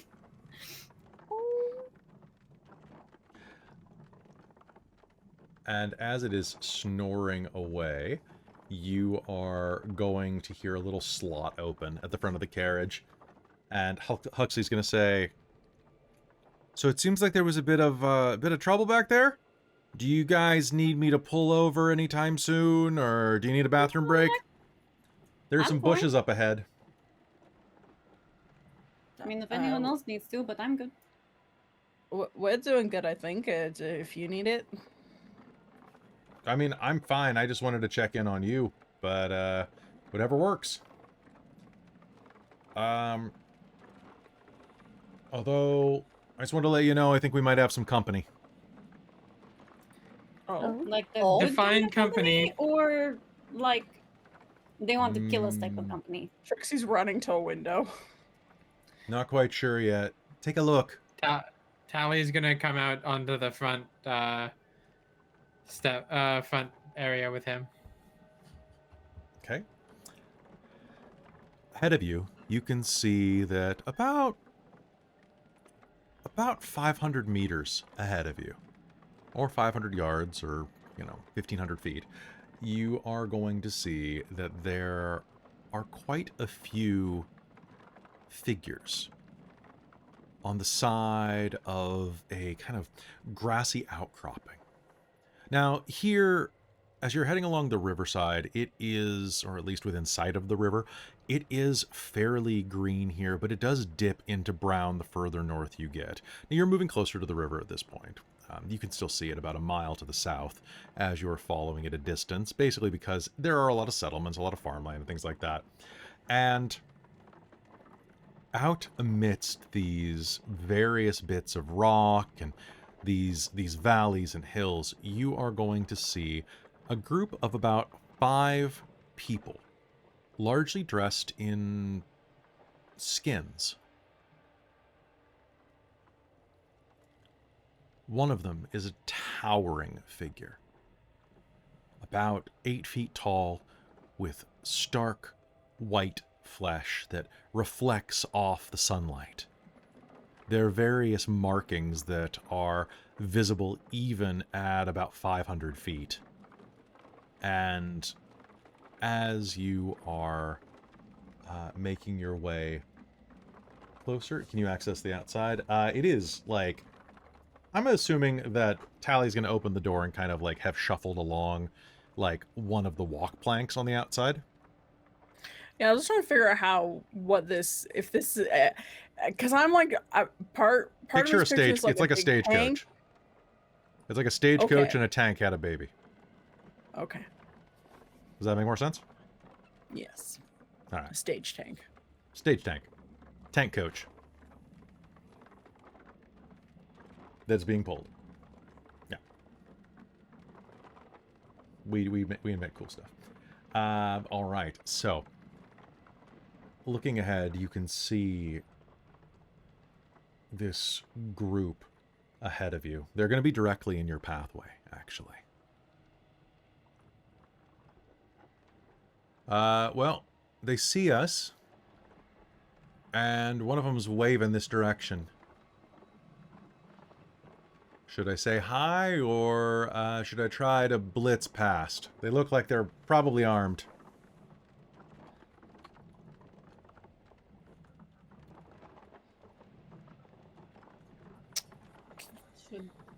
Insight check? Like, can try and like look at the posture, their body language. Totally. All right. If you are peering out, go ahead and make me an insight check.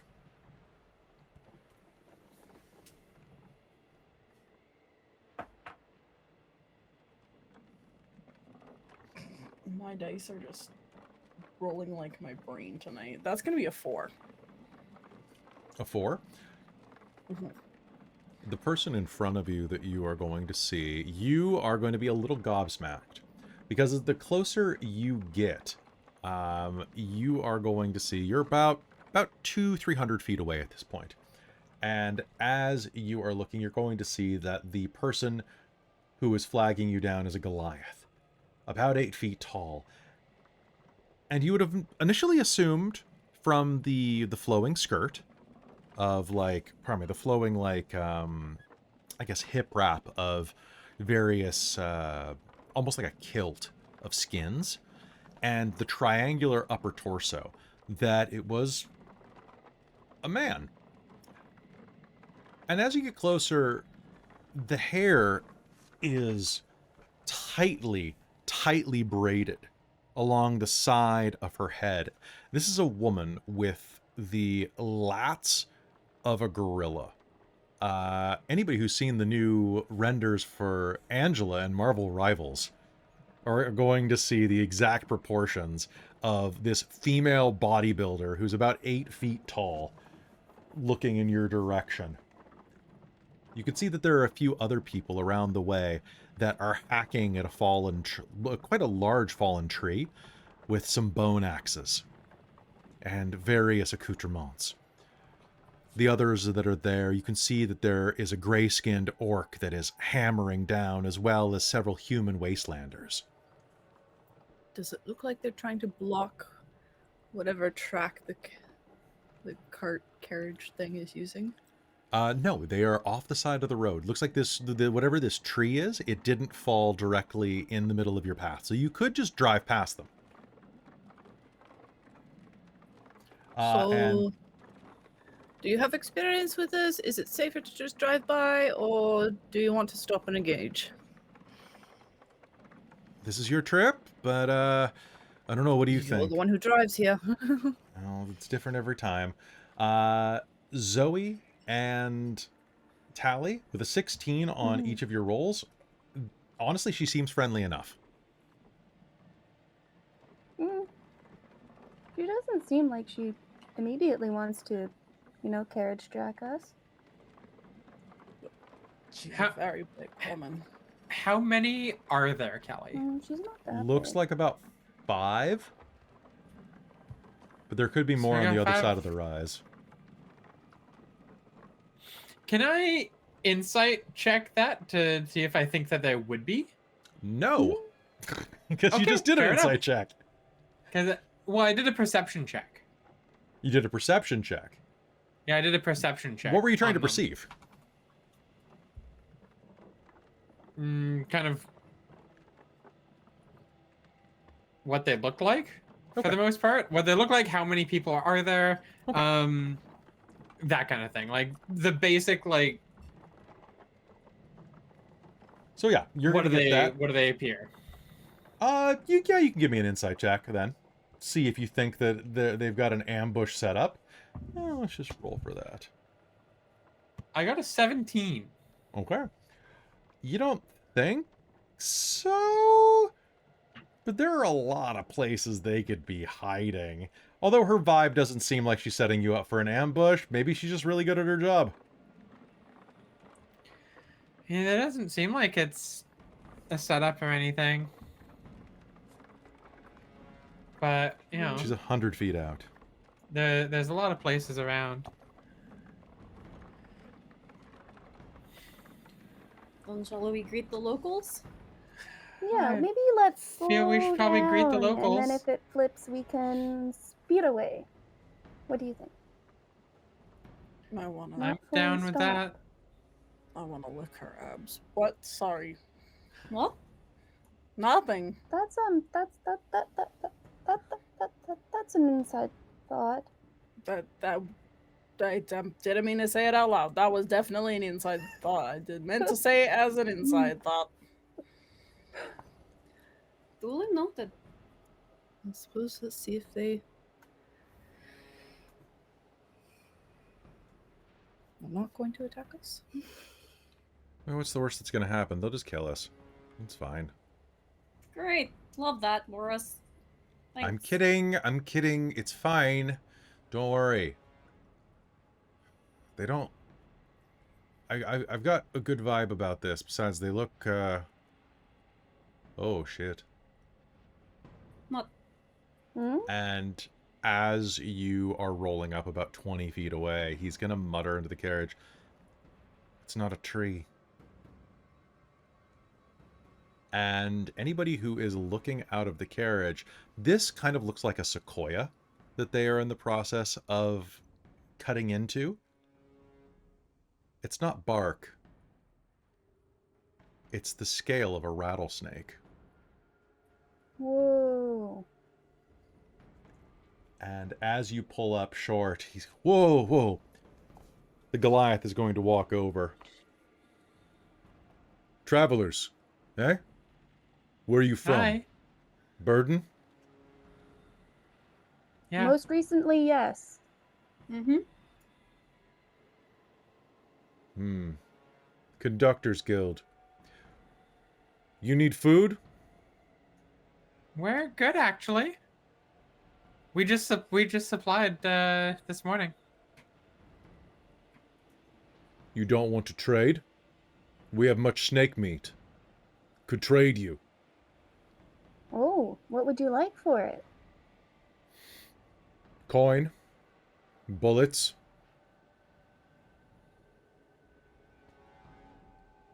Ooh.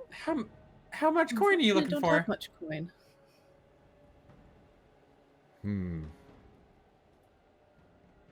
I got some silver here. 1 gold per 100 pounds. Wow. That's a lot of pounds. Okay. Okay, 1 gold, 50 pounds. Oh no, no, that's not what I mean. Half off special. My favor.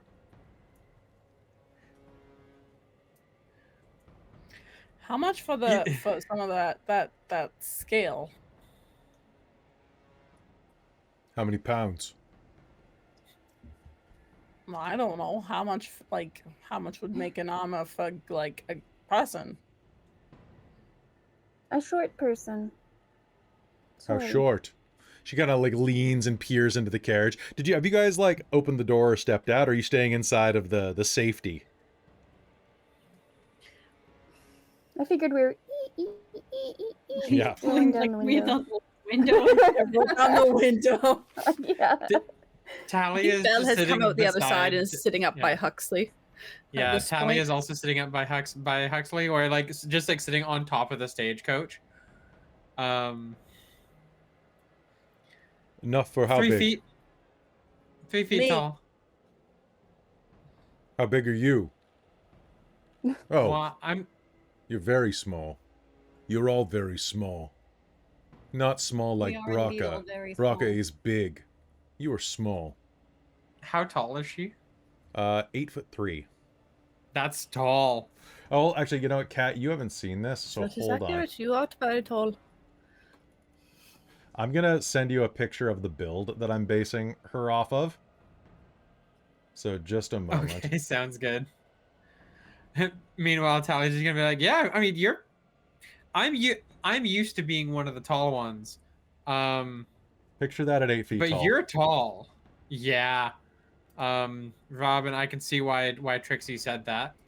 Mm-hmm. And here's a better example.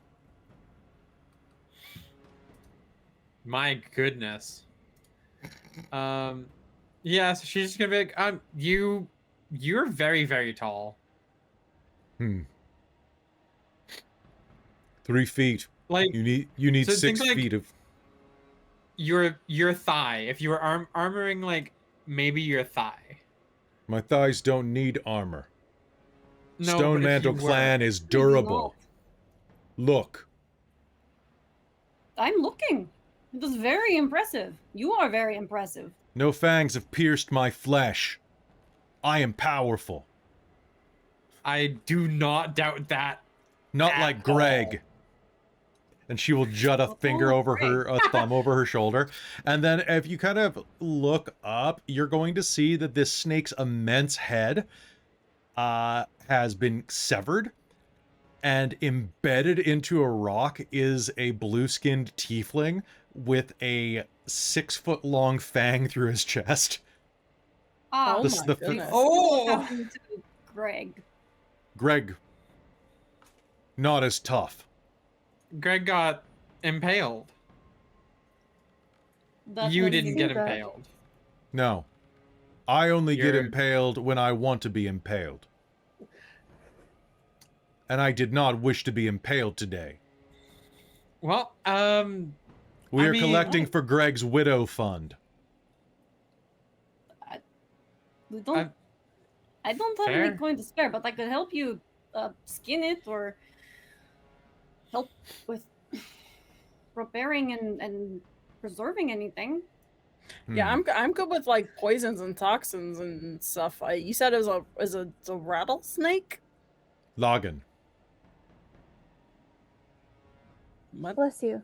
I will put into the widow fund. I'll buy some meat for sure. She'll hand I'll hand give her it. over. I'll She'll like toss Yeah. her a gold. Toss a think coin hand to your over a gold, Goliath. too. Flying She'll Yeah, catch it. exactly. Probably hopped out and started wandering over towards the snake. Yeah, so is Trixxi. Corpse. 10 gold pieces. Take whatever you can carry in 30 minutes. Oh, Okay. okay. Tally's gonna hop down at that point and be like, Wait. you guys. We don't know how to preserve snake meat. It's gonna go rotten in a few days. Take all we can carry. It's gonna mean nothing if it's trash. We don't know how to preserve snake. Pickle it. I will cook it. Can salt it, pickle it, cure it. I don't think Try I it. have enough salt. Some is already cooked. Our druid. Oh, Now, this thing is about, I would say about 100 feet long. At least the part of it that's sticking above the ground. And you are going to see that it is... God. A lot of it is pretty badly messed up. It looks like it was hit with at least one lightning bolt, if not a call lightning spell. plus a And Goliath. yes, and is being hacked up and sawed into by a number of wild folk.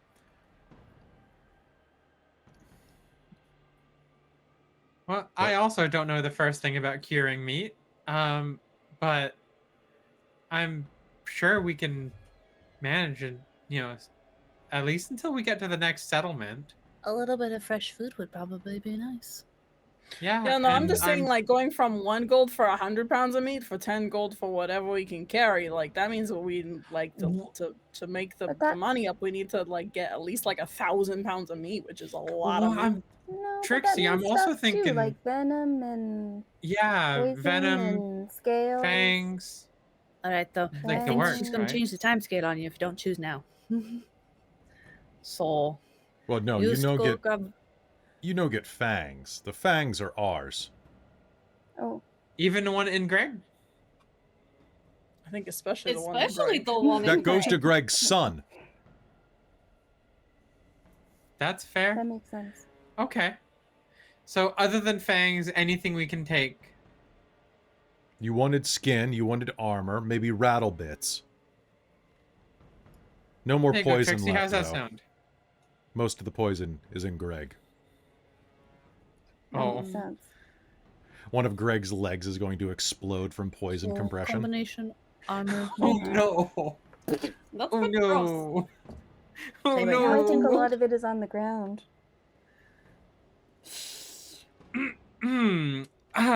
Well,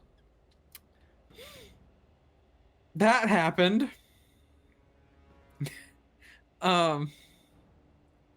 Did she actually say that happened? Well, that happened. One of the orcs is going to say as he's sawing into the thing. Seriously, we're doing those kind of jokes now? Great. Let me guess. She's right behind me.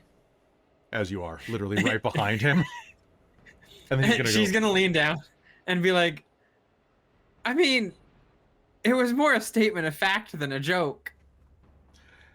An Aarakocra that is nearby with like big plumage is going to go fuckward. And is going to keep working. I'm just there to help out.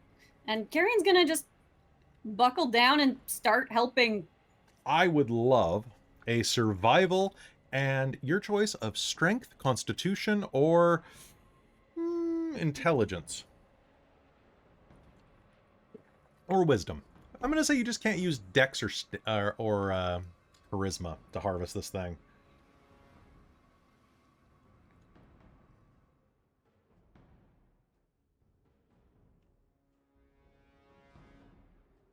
Okay, I think that was cocked, but it looks like it was closer to the 3 than it was to the 19. Reroll So, okay. That's a nat 20. it. Okay, well there we go. That was fate. Yeah, nat 20. If I'm probably doing strength on this, or I mean, survival is wisdom generally. Yeah, you can use wisdom. So yeah, nat 20. It sounds good. And everybody else, what do you got? 5 is 25. Oh, I didn't know I was supposed to roll. If you want to help, otherwise you could just let it happen. No. Allie's gonna let it happen because this is gross. Ka-choom. Oh, I rolled a 17. So if I add my, what'd you say? Con, maybe. That would be a dirty 20. Dirty 20. So, Belle would kind of offer to help anybody, but she's not really sure what to do because she's not very good at that sort of thing. She's Trixxi will dexterous and offer- charismatic. Yeah. The two Well, things she's not allowed to use. So what was the what could we have rolled to help? I thought it was Survival. Carrion, so I was a But, survival. or, I mean, if you want to try to get some of the poison up off the ground, you can make me an alchemist tools check. I mean, poison off of the ground. Like, is it pooling or like a Oh, yeah. tiny bit? So as you are going up here, you're gonna like the ground here is very rocky and is not absorbing the liquid very well. So it kind of looks like you're not sure what's inert and what has been like mired in the dirt too much, but it looks like almost like a toxic waste spill. Like there needs to be a hazmat team in here. So could I assist Trixxi with that by Mhm. dexterously avoiding puddles and handing her stuff? Yeah, that sounds great. Give her the help action? Amazing. That sounds fantastic. And oh my what? gosh, I rolled a 6 and a 9 on my dice. What the Nice. frick are my Nice. rolls? You have determination. It's true. So what? So an alchemist tools check, would that be int dex? That would be either interdex. Okay. So 9 plus 4 is 13 plus 4 is 17. Plus, yeah, sure, I'll use determination to make that 19. Cool. 19. This is 19. You two are going to be able to clear quite a bit of this. As you are going to do this, this is going to be greater serpent venom. Must be harvested from a dead or incapacitated giant poisonous snake. It is a DC. Let's see, so we'll check. It is a DC 13 con save.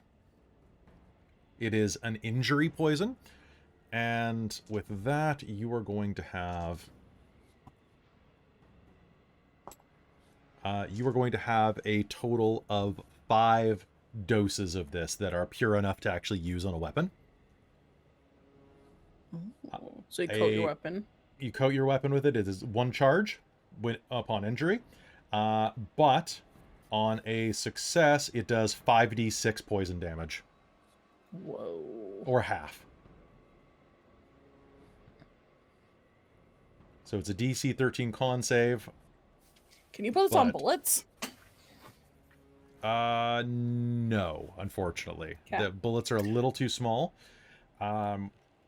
Unless you built something with a reservoir, which would be very difficult the way bullets are. But a crossbow would work. Okay. So yeah, Trixxi will be like, okay. Does anyone else use like non-bullets to like slash people? Or hit them? I sometimes use a whip. I think I have a dagger. I have a great sword. Pointer at I also have a... Well, my dagger is bent.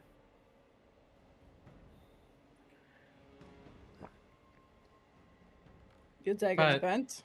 Well, yeah, I never use it, and it's bent from a time that I tried to break into an office. All right, so I'll take 2. Everyone else can get 1, and then Tally, if you find something that you can coat your weapon in, then you can have the other vial. But 1 vial of greater snake venom for everyone. That's very I mean, kind to of be you. fair, I also don't use... She's just gonna gesture like... slashy No, you use those. weapons. Never mind. So, Carrion, you, Zoe, and theoretically Tally are going through and trying to saw through, cut through, harvest with whatever tools you can borrow from them. You are going to be able to get about 100 pounds of snakeskin and about if you want to harvest it, about 200 pounds of meat.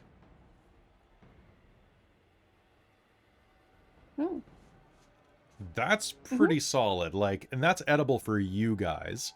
That's with Carrion getting that nat 20. You know what is poisoned, what would have had any type of damage in it. You're going to pick the cuts that are going to be the leanest, the tastiest, and are going to last the longest out of here after the lightning.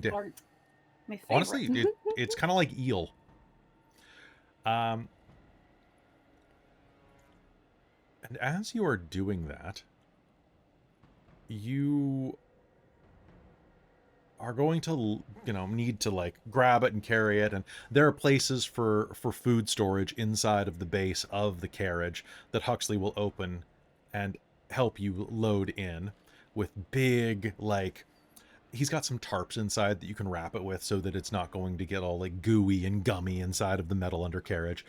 And as you are sliding it inside there, you are going to notice that the carriage door is open.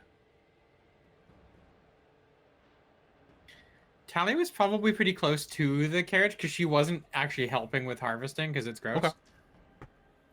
Sounds good. Then you're just kind of like doing your nails or something like that. She's just kind of lounging like near the carriage. And the door is open. And Havoc's not She's gonna- inside. Is Havoc not still attached to Carrion's? I don't think you would have left them in the sling when you were going and like harvesting and like cutting and like sawing something that was like a tree, right? Guess not. Probably Oh, wouldn't have great. left- Hey, What? Havoc's gone. What? What do you mean? Like, really? I mean, Havoc isn't in the coach. Havoc? Can you like whistle him back? You! Shoo! Get away from there! Oh, You're gonna hear over by the main body of the giant snake. Carrion's gonna move faster than anyone has seen her move before. To be right there, right now. As you're around the corner, that orc is gonna be trying to shoo away Havoc, who You don't lets touch out... my baby. Havoc's gonna let out like a and continue mowing and like burrowing into the side of the snake. Oh no, Havoc! No, that's gross. You're gonna need a bath. Oh, that's so much gore. Hold on. Okay, hold on. And Gary's just gonna reach out and there's just like hands grab. Okay, make me a contested strength check. We're gonna need to get a leash for him, aren't we? Okay, build him a little house. Never mind, I got a nat one.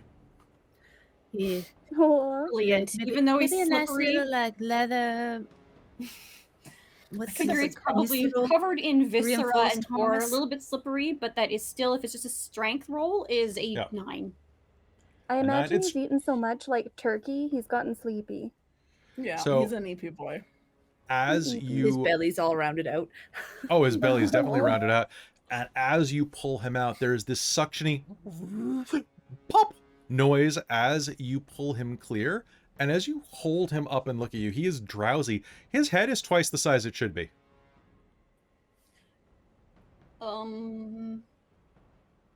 And then he lets out a resounding "Brrrp," and you're going to see his torso shrink back to normal size in your hands. That was very strange. Brrrp. Little Tally's gonna shimmers come up. are going Oh, to sorry. go over his scales. No, it's fine. Tally's gonna come up beside you and Havoc and just kind of like tap him and go press the digitation. Now he's clean. Well, at least we know he's not resistant to magic. That would be terrible. I hadn't even thought of that. You know, some creatures. Perpetually smelly, magic resistant siren. Just what we need. Where strange Trixxi, girls come going up. next? We're heading Brock will north. say. Short post? Hmm? Stark Springs, short post? Copper Creek? Admittedly, I'm still new to the area, so but I do recognize Stark Springs. I think that might be Stark, part of it. we're going to Stark Springs, but I think Hmm. we're stopping at I think there he was saying we're stopping at Little Top first.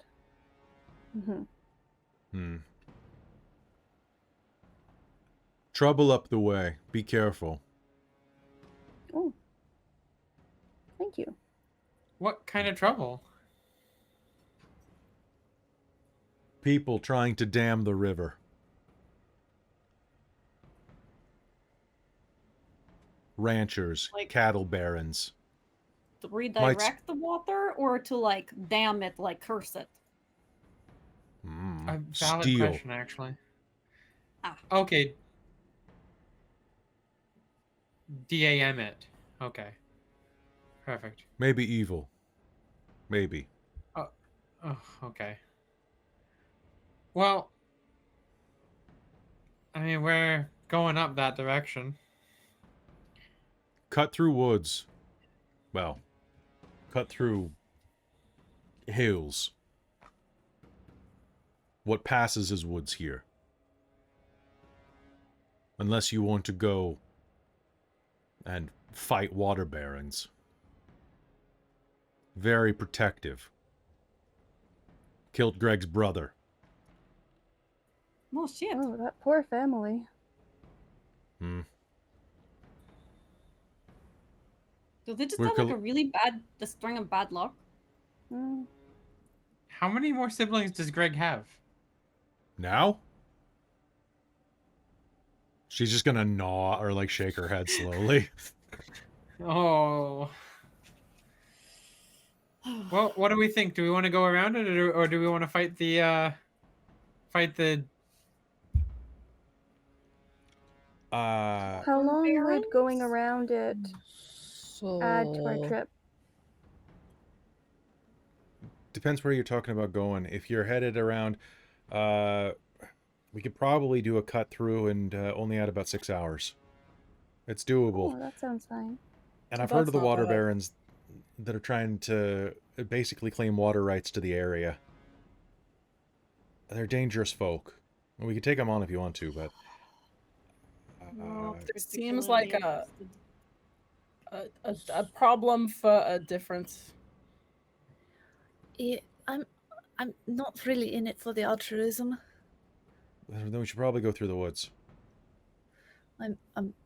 Yes, I'd kill people to make money. Not that there's much of the way of woods around here, but you'll see what I mean when we get there. We should probably go around instead of picking a fight. Is the woods like 4 trees? There used to be some more woods in the center of this, but as far as I know, let me see, let me do a history roll, because this is his job being a tour guide. Oh, good. Actually, quite well. During the Battle of Bellamar and shortly after that, they, all of the central water reserves in the middle of Drace got blown up, nice and proper. And that started a bunch of wildfires that spread out through the core. That's one of the reasons why a lot of it is as barren as it is through here. This used to be a lot more lush. We're still kind of picking up the pieces. It's more like a ghost forest. You know? A lot of mostly burned black trees and a nice ashy floor, but at least it's, well, it's had all the fire burned out of it. That's good. I mean, eventually, like, it's good for renewal, you know. Eventually. how If we can long? How long ago was that, Kelly? About 80 years. What battle? The Battle of Bellamar. Like, I'll tell you the story on the way if you want, but we should probably get going. Sure. Sounds good. Oh yeah, let's continue this on the way. And Trixie's gonna start. She's gonna take a little bit of the snake skin and Okay. start crafting a harness for Havoc. Nice. That's sweet. So, making your way there, he'll tell you a brief bit of the story. So to the north of here, there's a big ravine that cuts through the about half of the center of Drace from the mountains on the west. So that's the Brumman Gap. It's absolutely huge, but on the other side of it and south are the fields of Bellamar. They were named after an elven sky ship. The first one destroyed in the Tripartite War, the Bellamare Roisoto. They used to be like a really lush, verdant region of the Veldt. However, the fallout pretty much dried up all the water and irradiated the place. It's been long enough that it's safe for people to go through now, but it's got some problems to it. It's untamed, it's dangerous, and we're going to have to cut through the edge of it if we're going through those woods. It is a bit dangerous, but it's a bit faster, and if you're in a hurry, it probably is the best way to go. But you guys seem tough. Do you think you can handle it? I think we can probably handle it. Good. Besides that, you look like you're some wee opportunistic little fuckers, if I may say so myself. So there's all sorts of lost and forgotten stuff out there to pillage. Who knows? We might find something cool. Hopefully. I mean, you guys are treasure hunters, right? No, sort of. Yeah, kind of. Essentially. Well, it should be nice and easy then. I'll start guiding us through, and tell you what, we'll go for another 3 hours, and then we'll take a break. We'll set up camp, and I'll try to get us as close to the ghost trees as possible. Sounds good. I might ride up front with you for a bit longer. Inside's a little bit cramped on my wings. Yeah, what are you, some type of bird person? I don't know. You don't know if you're a bird person, or... Well, I'm not a bird person. They're not really bird wings. And I have three... She'll kind of flare them out and gesture them. And I have 3 sets of them. And a tail.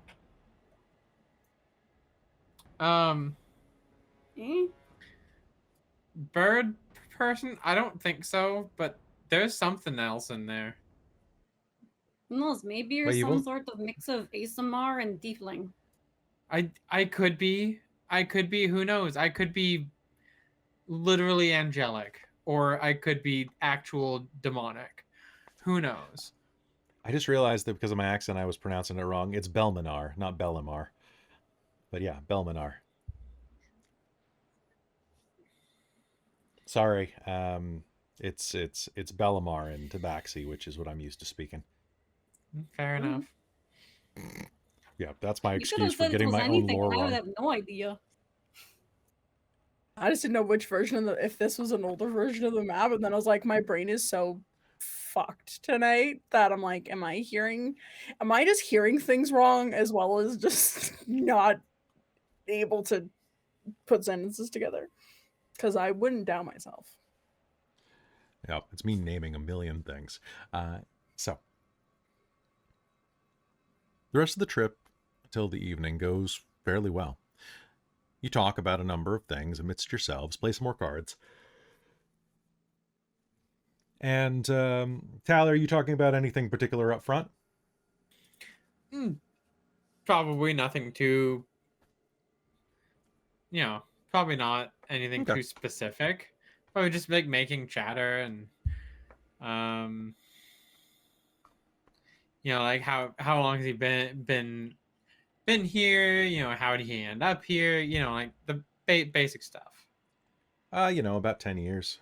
My brother and I came over after the plague decimated most of the people we love, killed them all, and then we decided to start over again here fresh, and then, my brother ran off, and he's probably dead. Or a scumbag. Or both. I wonder if Greg was my brother. It's been so long, I've forgotten what he looked like. Did Greg have a tail? I don't think so. He probably wasn't my brother then. Anyway, what about, let's see, you don't know who you are, so I'm guessing you're an orphan? Correct. Now, are you I an was- orphan in like, your parents were killed in an alley in front of you and you swore vengeance by becoming Bird Lady? Or like the I'm not sure what I am, so I have to go on a quest of inner discovery type of... More of just the I was dumped at an orphanage at one point when I was a baby and Oh. raised by really shit teachers, and then sold into less than desirable trades, and now here I am. Well, fuck me. You couldn't make it easy. You know how hard it is to make a joke about, like, chattel slavery? I was trying to keep it light there. I mean, come on. I could make a joke about the pox, but that's bloody awful, girl. Well, I mean, hey. Although I think I think my mom was a regular I think my mom was a normal person. I don't Whoa. know. Well, I'm sure You I'll know what? find out eventually. I tell you what, you must be an orphan, because if you were anybody that had a family, you would know that no mom wants to be referred to as a regular person. They all want to be the stars in your sky. They want to be your special, you know, what have you. Yeah, I'm my own special what have you. Oh, you're definitely special, all right. I mean, that's how I ended up with this group. You guys are definitely strange. We're a It's good, unique though. bunch. I think it's gonna work well. I hope so. Because I get paid either way. And Yeah.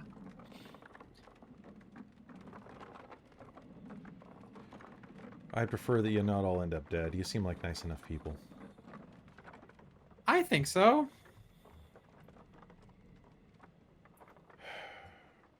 So, what do you know about what's been going on with Belle? Oh, You guys been traveling together long? not too long. We've been traveling together for what, like a week Yeah, basically. at this point? I've only we've actually only started traveling since the last ship came in to Prospect. Oh, fair, fair. For those of you inside, the conversation is, he's going to dip his tone a little bit. You would have heard all the first stuff, but if you want to try to eavesdrop, make me a perception roll.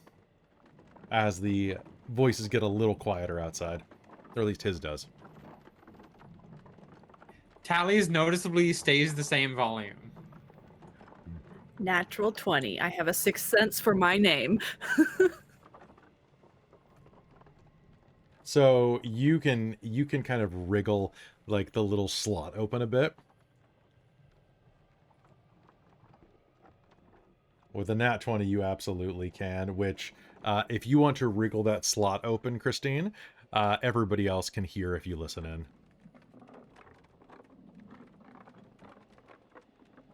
Or you can keep it shut and just use your cat ears.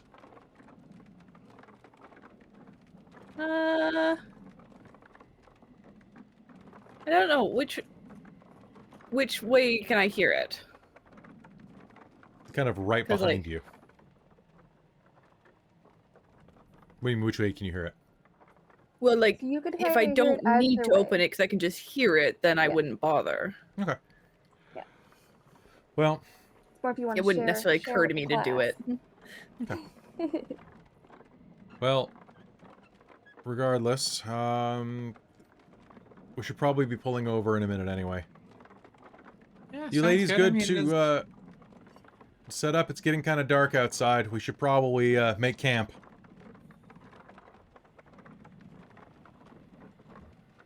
Did you say something? Did you hear him? For God's sake. Shunk. Hey. Did you say something? Yeah, I'm saying we should probably make camp. It's getting kind of late. Okay. If that's all right with you.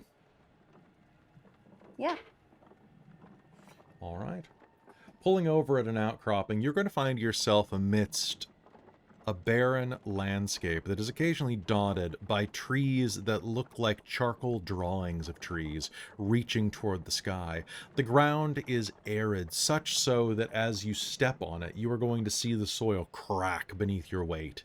Even Trixxi. Hell, even the Wixlet. That weighs like 5 pounds more or less than Trixxi, probably. At most. That thing is like a cat. Trixxi, you're like a cat and a half. And as you are setting up, you can circle up. You can start setting up for the night. Oop. There we go. Yeah. All right. And start setting up a nice campfire outside. It's surprisingly cold outside. The fire is most welcome. Without anything to keep the heat present in the desert here. It feels like the blue between the stars is reaching down to chill your veins. And with that, let's go ahead and take a look around the campfire.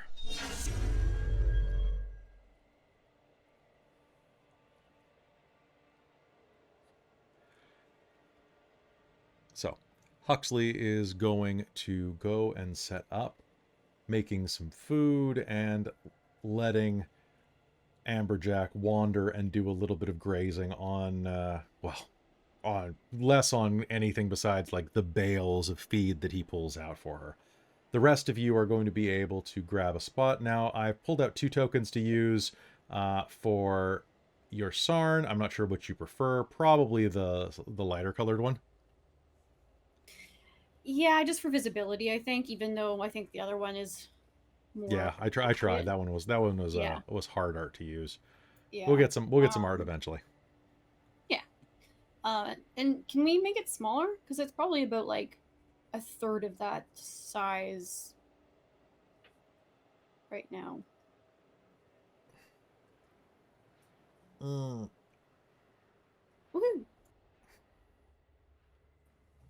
All right.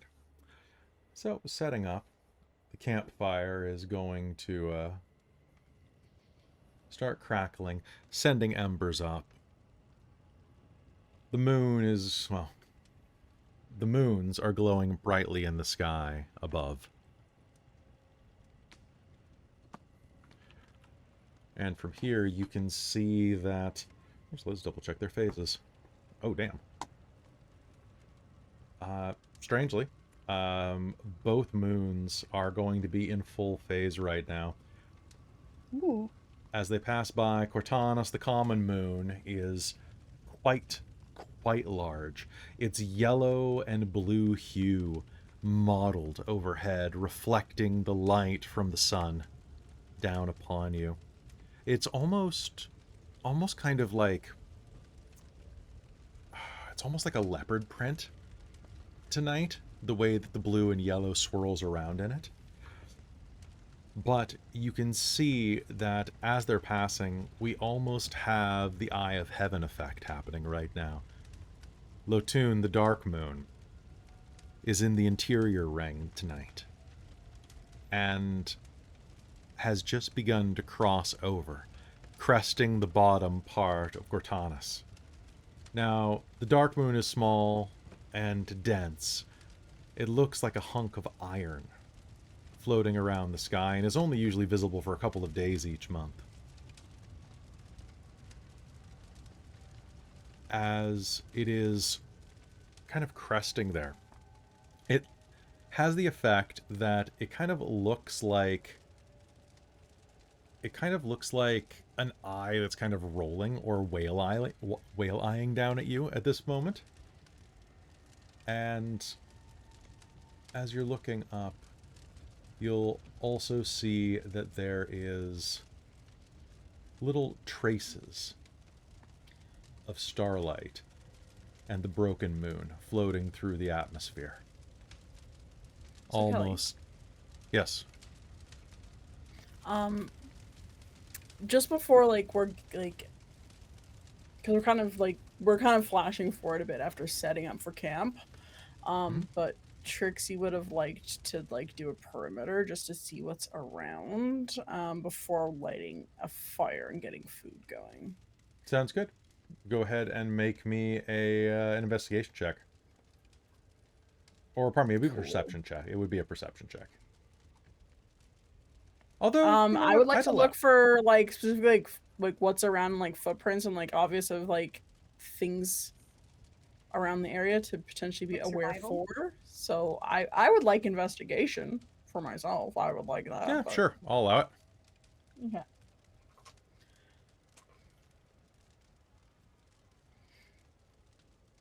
And I As had my Trixie's doing that, I'll determination. set up my tent. Bought back for me, just FYI, on the map.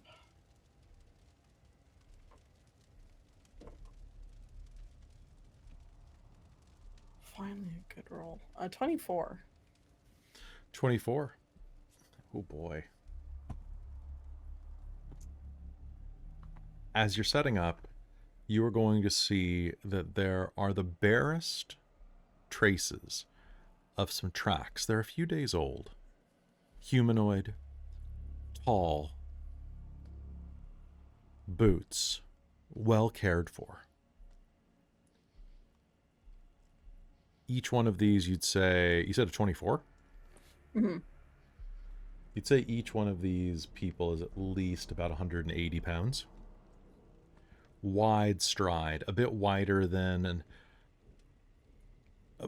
the size of a large human, maybe a tiny bit larger. And heavy. Probably armed. With a 24, I would say, looking at this, you're looking at either armored humans or hobs.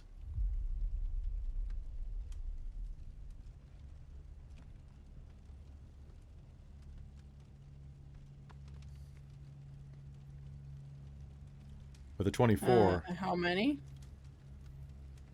Roughly? Could guess. 6. And looking through this and the fact that there's a singular road, an ancient remnant from the war that stretches through here that you've been following, this looks like a bandit spot. This looks like a place where, well, the entire stretch of road looks like it's probably monitored by these hobgoblins. There's a good chance they'll be coming tonight. But you have to camp somewhere. At least here. We may want to sleep in the. We may want to sleep in the carriage tonight. Bandits have been here, about 6 of them, and I'm guessing with this road, this place is heavily watched, and I wouldn't take. I'm gonna put past them that they're gonna visit tonight. Oh, shoot. I just set up the tent. Okay, I'll take it down. Good eyes on you. I guess it helps that you're short to the ground, huh? So, let's sleep inside. Sleep inside, set watch. 2 people on a watch. Good.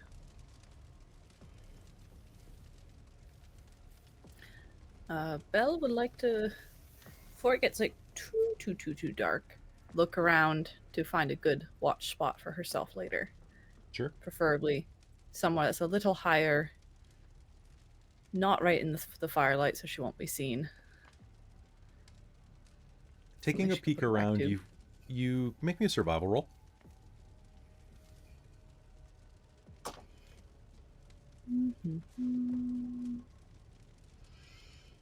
That is going to be a 16.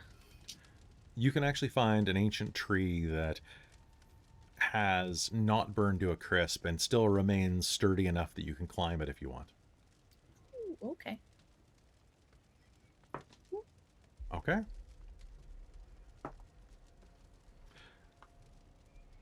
And after a little bit of time, hanging out, eating cans of beans and hardtack bread that's been baked specifically for this voyage.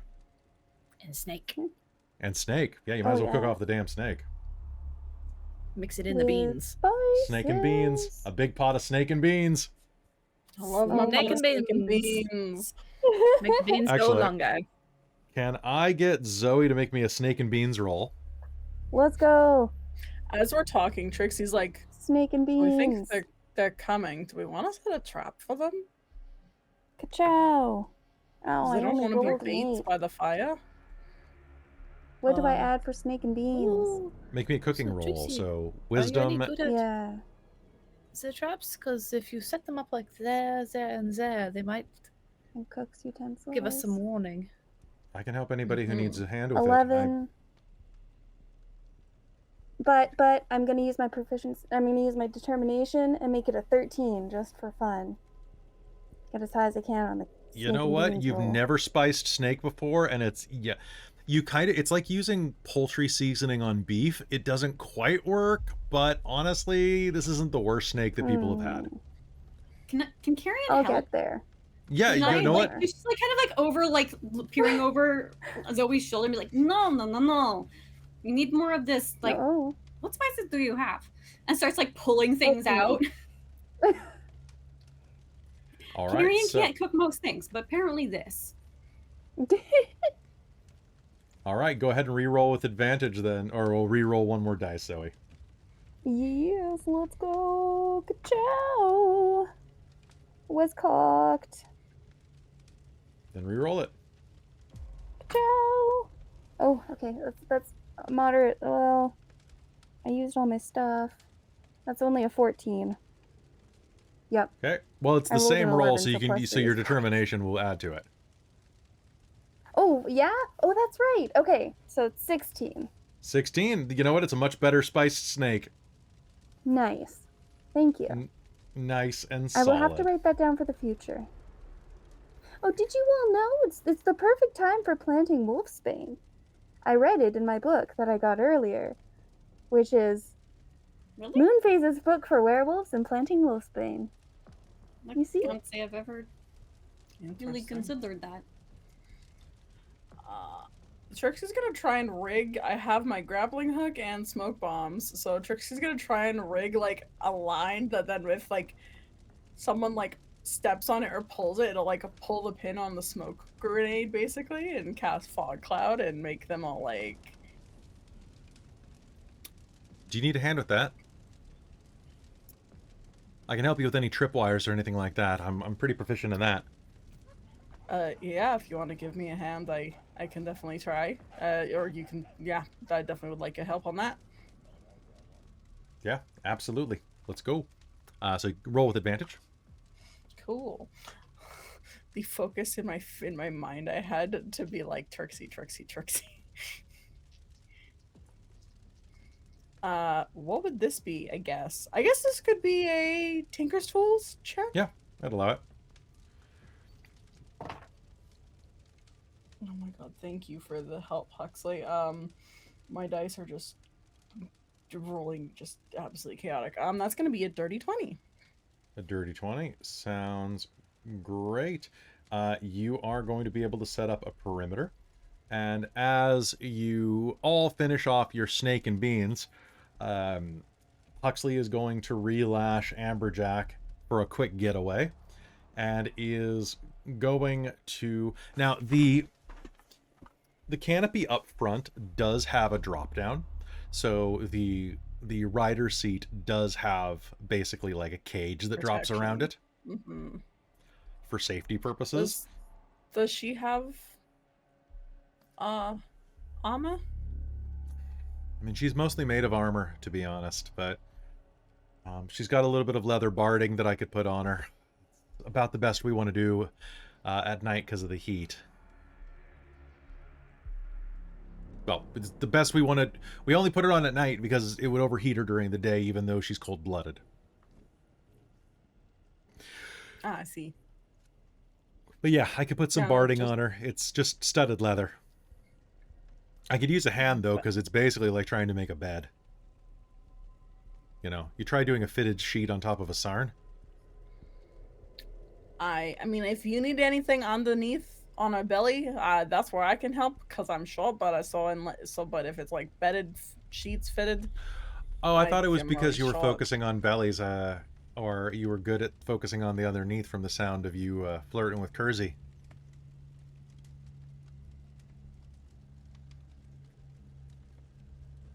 Did that make sense? Shop. What kind of work do you do? Hey, no judgment here. All right. Well, Trixxi says nothing, asking what work she does, because she's like, yeah, you would know, you couldn't be more right. But she's not gonna say anything. All right. Well, let's go ahead and get everybody back inside and, I guess, take a nap. We should probably set some watches. Belle, are you going to try to scale that tree and watch? Yeah. All right. So, go ahead and make me a perception roll as you were out there. Okay. The good thing about traveling like this is that the majority, because you actually hired a driver, you guys could long rest during the day in the carriage. It's dirty That's 20. true. Mm-hmm.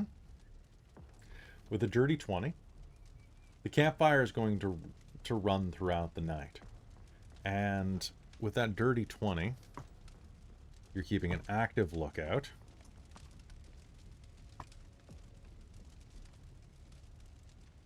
Okay. And I'm pretty sure I didn't get a single success over that dirty 20. But let me just double check. Goblin.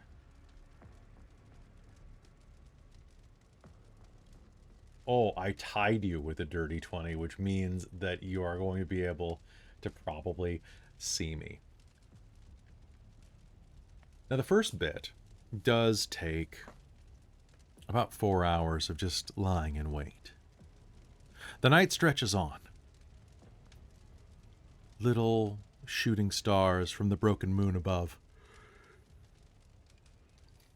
And right around 3 in the morning, when you're starting to hear the fires turn to embers, and right when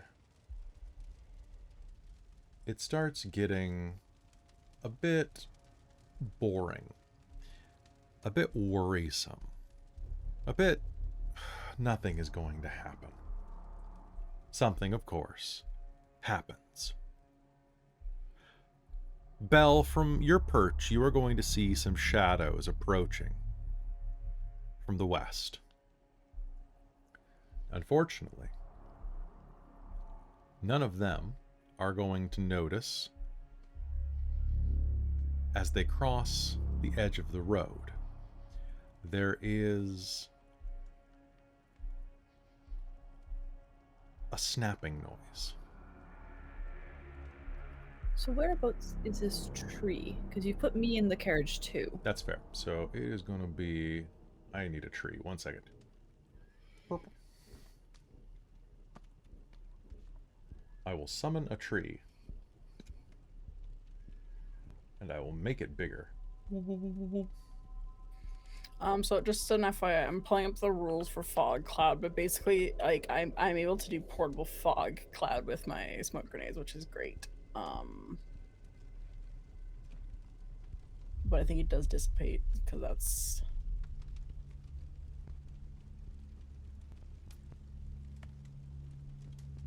Okay. You all are basically doing a half rest or half sleep inside of the carriage.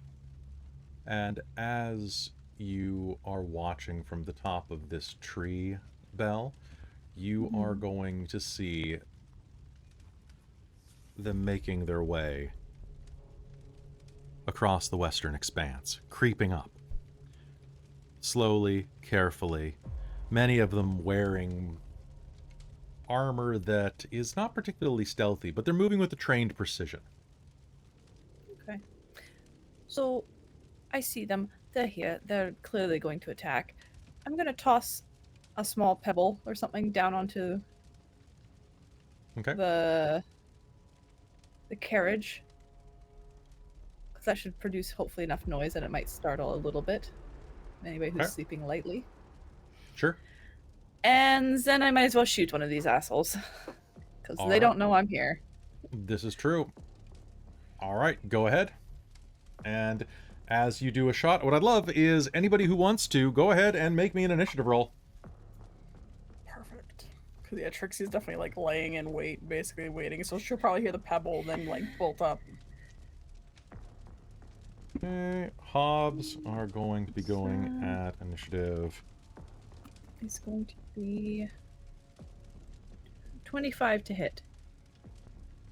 All right, so hold on just a sec. And we will hop into this. And I accidentally sent Whichever your one looks the most like the leader from what I can see in the dark. There we go. I had your tree. I sent your tree to the wrong layer. Belle falls out of the tree that vanishes into another dimension. Okay, so. You do. But she lands on her feet, so... Oh, 100%, 100%. All right, so checking initiative. Let's roll for Huxley. Huxley has a unnatural 20. Actually, pardon me, he has an unnatural 19 because he doesn't have a +4 to Dex. Okay, so checking initiative. Ooh, tied with... Ooh, goddamn. So, looking at initiative. Christine, can I get you to roll it? So that was a 19 for initiative. Of course it is, because everybody has a 19. That's great. Okay, What do you mean everyone has a 19? 2 people have a 19, 2 people have 9. 3 people have a 19. Belle, Zoe, and Huxley have 19s. Okay. Okay, then we have down the initiative. We have Hob 1, Hob 2, Hob 3, and then we have Trixxi, and then we have tied with that Carrion. God, my brain is not functioning tonight, guys. Sorry. Hob 3, Hob 4, Tally, and perfunctory Hob 5 and Hob 6. All right, so with that, there is a resounding gunshot overhead as a bullet fires out of your gun. Looking directly down with your dark sight, you can see that the leader appears to be, if you had to guess, the one that's kind of standing to the far north. They're the most heavily armored, carrying a shield and directing their allies around, kind of with the air of a bandit lord. That's who I'll aim for then. All right, go ahead. Give me your damage, It was please. 25. Oh, okay. To hit. 25 to hit beats my AC of not as much. Question. Yes. Is if Havoc is awake and can see Belle out the window, one of the features it has is a reaction. So that when it sees a target, or when a creature within 30 feet of that it can see hits a target with a weapon attack, it infuses a strike with its essence, causing the target to take an extra 1d6 damage of the type determined by its draconic essence. Right now, it sounds like that's acid, based on it eating acid earlier. Maybe. We'll find out. Yep. Anyway, I figure it's doing that. 14 points of damage on my end. 14 points of damage. Yes. Oh. I forgot to level up the map frame. Did I? One sec. Let me double check. Thanks, Traz. Learn map. Boop, boop. There we go. Thank you.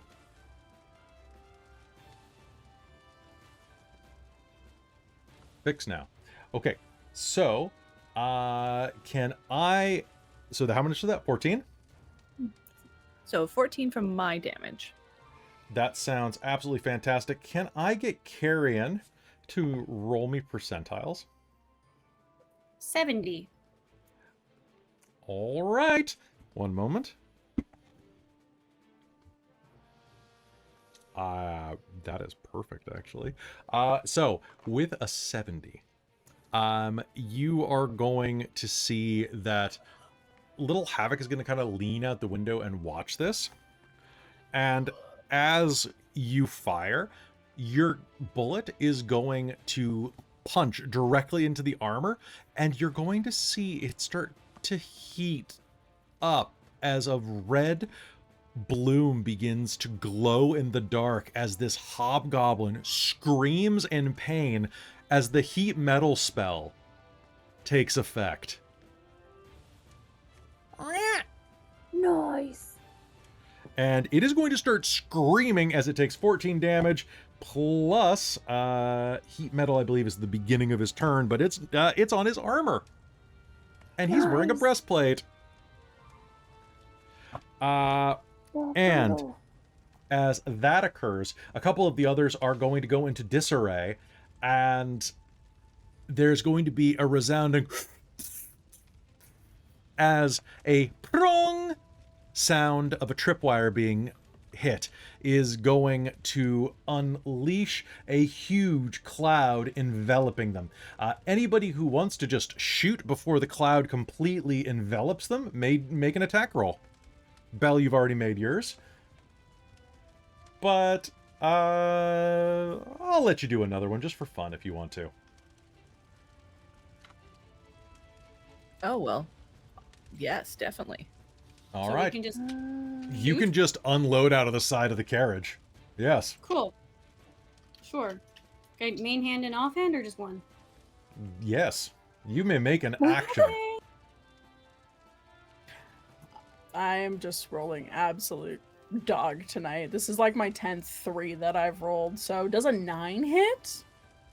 I don't think so, unfortunately. Yeah, that's my night tonight.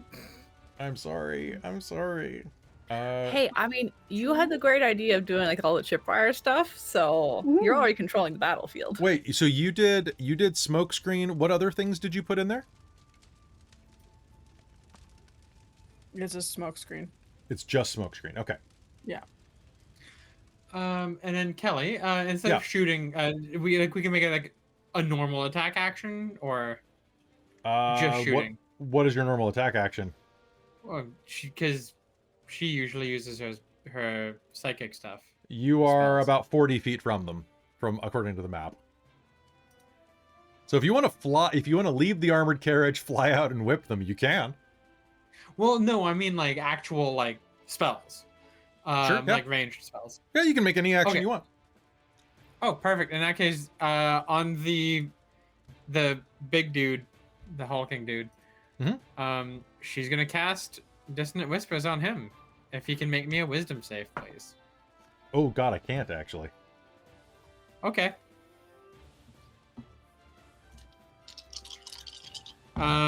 So you're gonna take 6, 7, 8, 9, 10, 11, 12, 13 points of psychic damage, and you need to use your reaction, if available, to move as far from me as possible.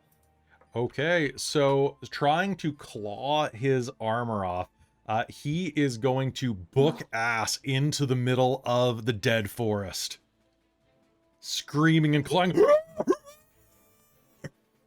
It's very undignified for a hobgoblin. All right, so other attack rolls. Zoe, who are you aiming at? I got a 24 to hit, probably the closest one. Okay, that's going to be a hit. Considering- Roll me damage. Sweet. You know what? Let's go big or go home. I'm gonna divine smite him. Okay.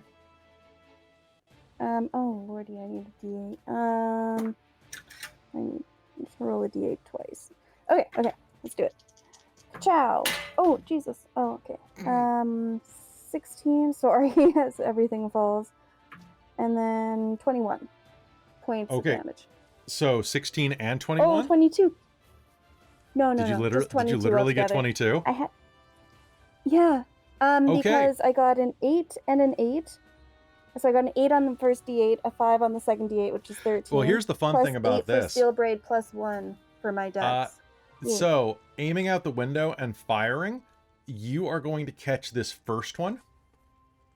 A regular hobgoblin has 11 hit points. And so does the one directly behind him, and you're using a shotgun. How do you do them? Shit. Nice. Probably, yeah. Probably just like well, I'm smiting, so probably just like huge blast of magically infused shotgun bullets. All right. One moment, they are there. The next moment, the divine heavens reach down and swoop them away like knocking chess pieces off of a board. And then it is Carrion's turn. Yeah, Carrion, I got 22 to hit, but it Okay. did minimum damage, which was 6. 6 damage is still going to knock the hobgoblin in the front halfway to death. Cool. All right. They stagger against the way, and Trixxi, you are going to fire a shot off. But unfortunately, it is going to be blanketed in your darkness that is starting to go off, as you see that your smoke bomb is doing a great job and is giving you guys plenty of cover to get out of here. Belle, you were going to take one more shot? Yes. 26 to hit and 13 Okay. damage. I'll target the one at the back. Okay. since I can How you kinda do see it? them. Yeah. It's a nice big rifle. It just punches a very neat hole through the chest. All right. It is going to fall with a clump. And at that moment, Huxley's going to sit up in the carriage, grab the reins that feed into his compartment, and say, to shout up in Tabaxi, "Well, Belle, shall we go?"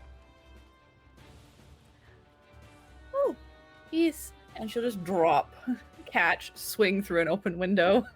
Clunk. And he is going to pull the reins. Amberjack is going to rear back and begin pulling north, as you can hear the screams of the burning hobgoblin captain in the distance, as the other 2 hobgoblins take some pot shots at your rear, or simply just try to escape in the confusion. And with that, you all ride off into the night, heading northward towards Stark Springs, cackling at the traps, the victory, and the ability to outthink your opponents.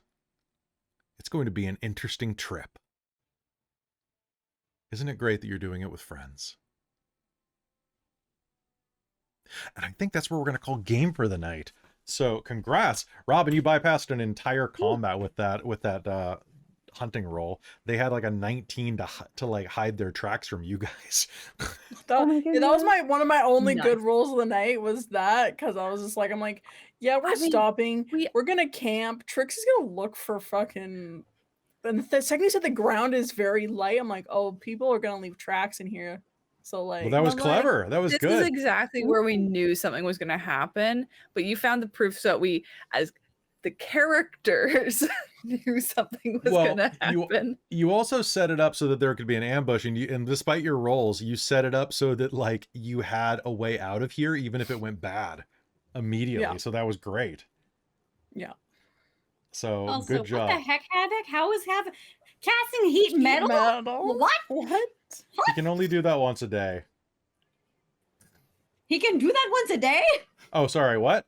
Sometimes he'll be able to do it more when he gets older, maybe.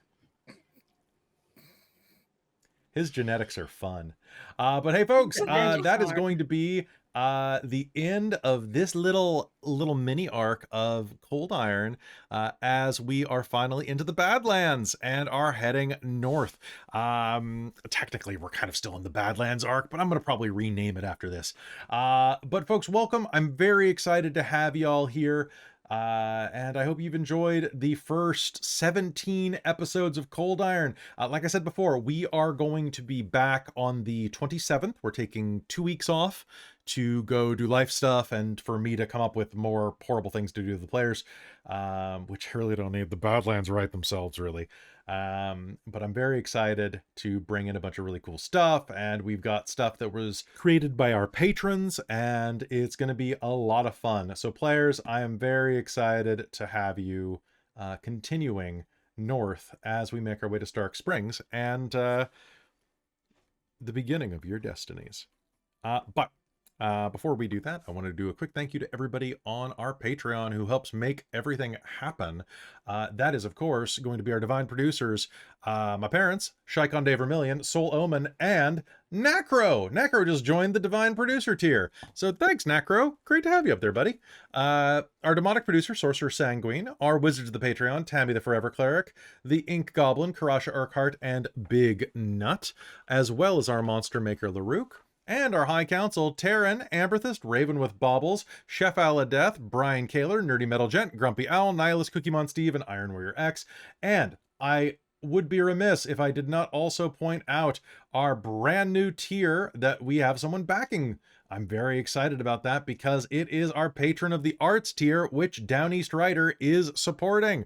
So Down East Rider, I've got a bunch of art that I have to figure out in the next couple of days, but I can actually send you some private stuff soon so that you can see the new God art that's been finished that only the cast has seen so far. So that'll be really great. Folks, if you want to help support us, join the Patreon because it is a really great way to help support the stream. Also, like I said at the beginning of the stream, if it is still up, I support. Yeah, I almost gave you a level, but then I realized I just did it like three episodes ago. So soon you'll hit level 5 by the time you make it to Stark Springs. You'll need that level. But if you have a chance, go support Bookwyrm Games and go check out that Kickstarter I talked about. And if it's something that you would like, please back it because it's a small company and you know what? We all gotta help each other out and enjoy gaming. But with that, players, anything you want to say on the way out? Any at the kind of the end of our little second arc? I'm happy I've got the baby. You got the baby and a party name. The baby. Yes. 2 things I'm very happy about. You I'm guys so are all happy to amazing. be on this journey with everyone. It's been Yay, so fun. friends! And, yay, friendship. We are friends. I got to shoot somebody out of the darkness from a perch in a tree. Like a cat. Fulfilling my sniper dreams. Sniper cat. Sniper, always sniping. Sniper, more sniping. To be fair, I grew up being the sniper in video games because my brother was the one who was good at running in and killing shit, and I was good at sitting up high and watching for everything. I have always been the sniper. I'm just saying, you could play a sniper if we got you into Marvel Rivals. Black Widow is a character. I cannot play that game. It's too it's too fast, but fair. Folks, we love you very much. Have a great rest of your day, and we will see you very soon here on Dork Tales. Good night, everybody. And be sure to set a good night watch or else hobgoblins will get you. Bye.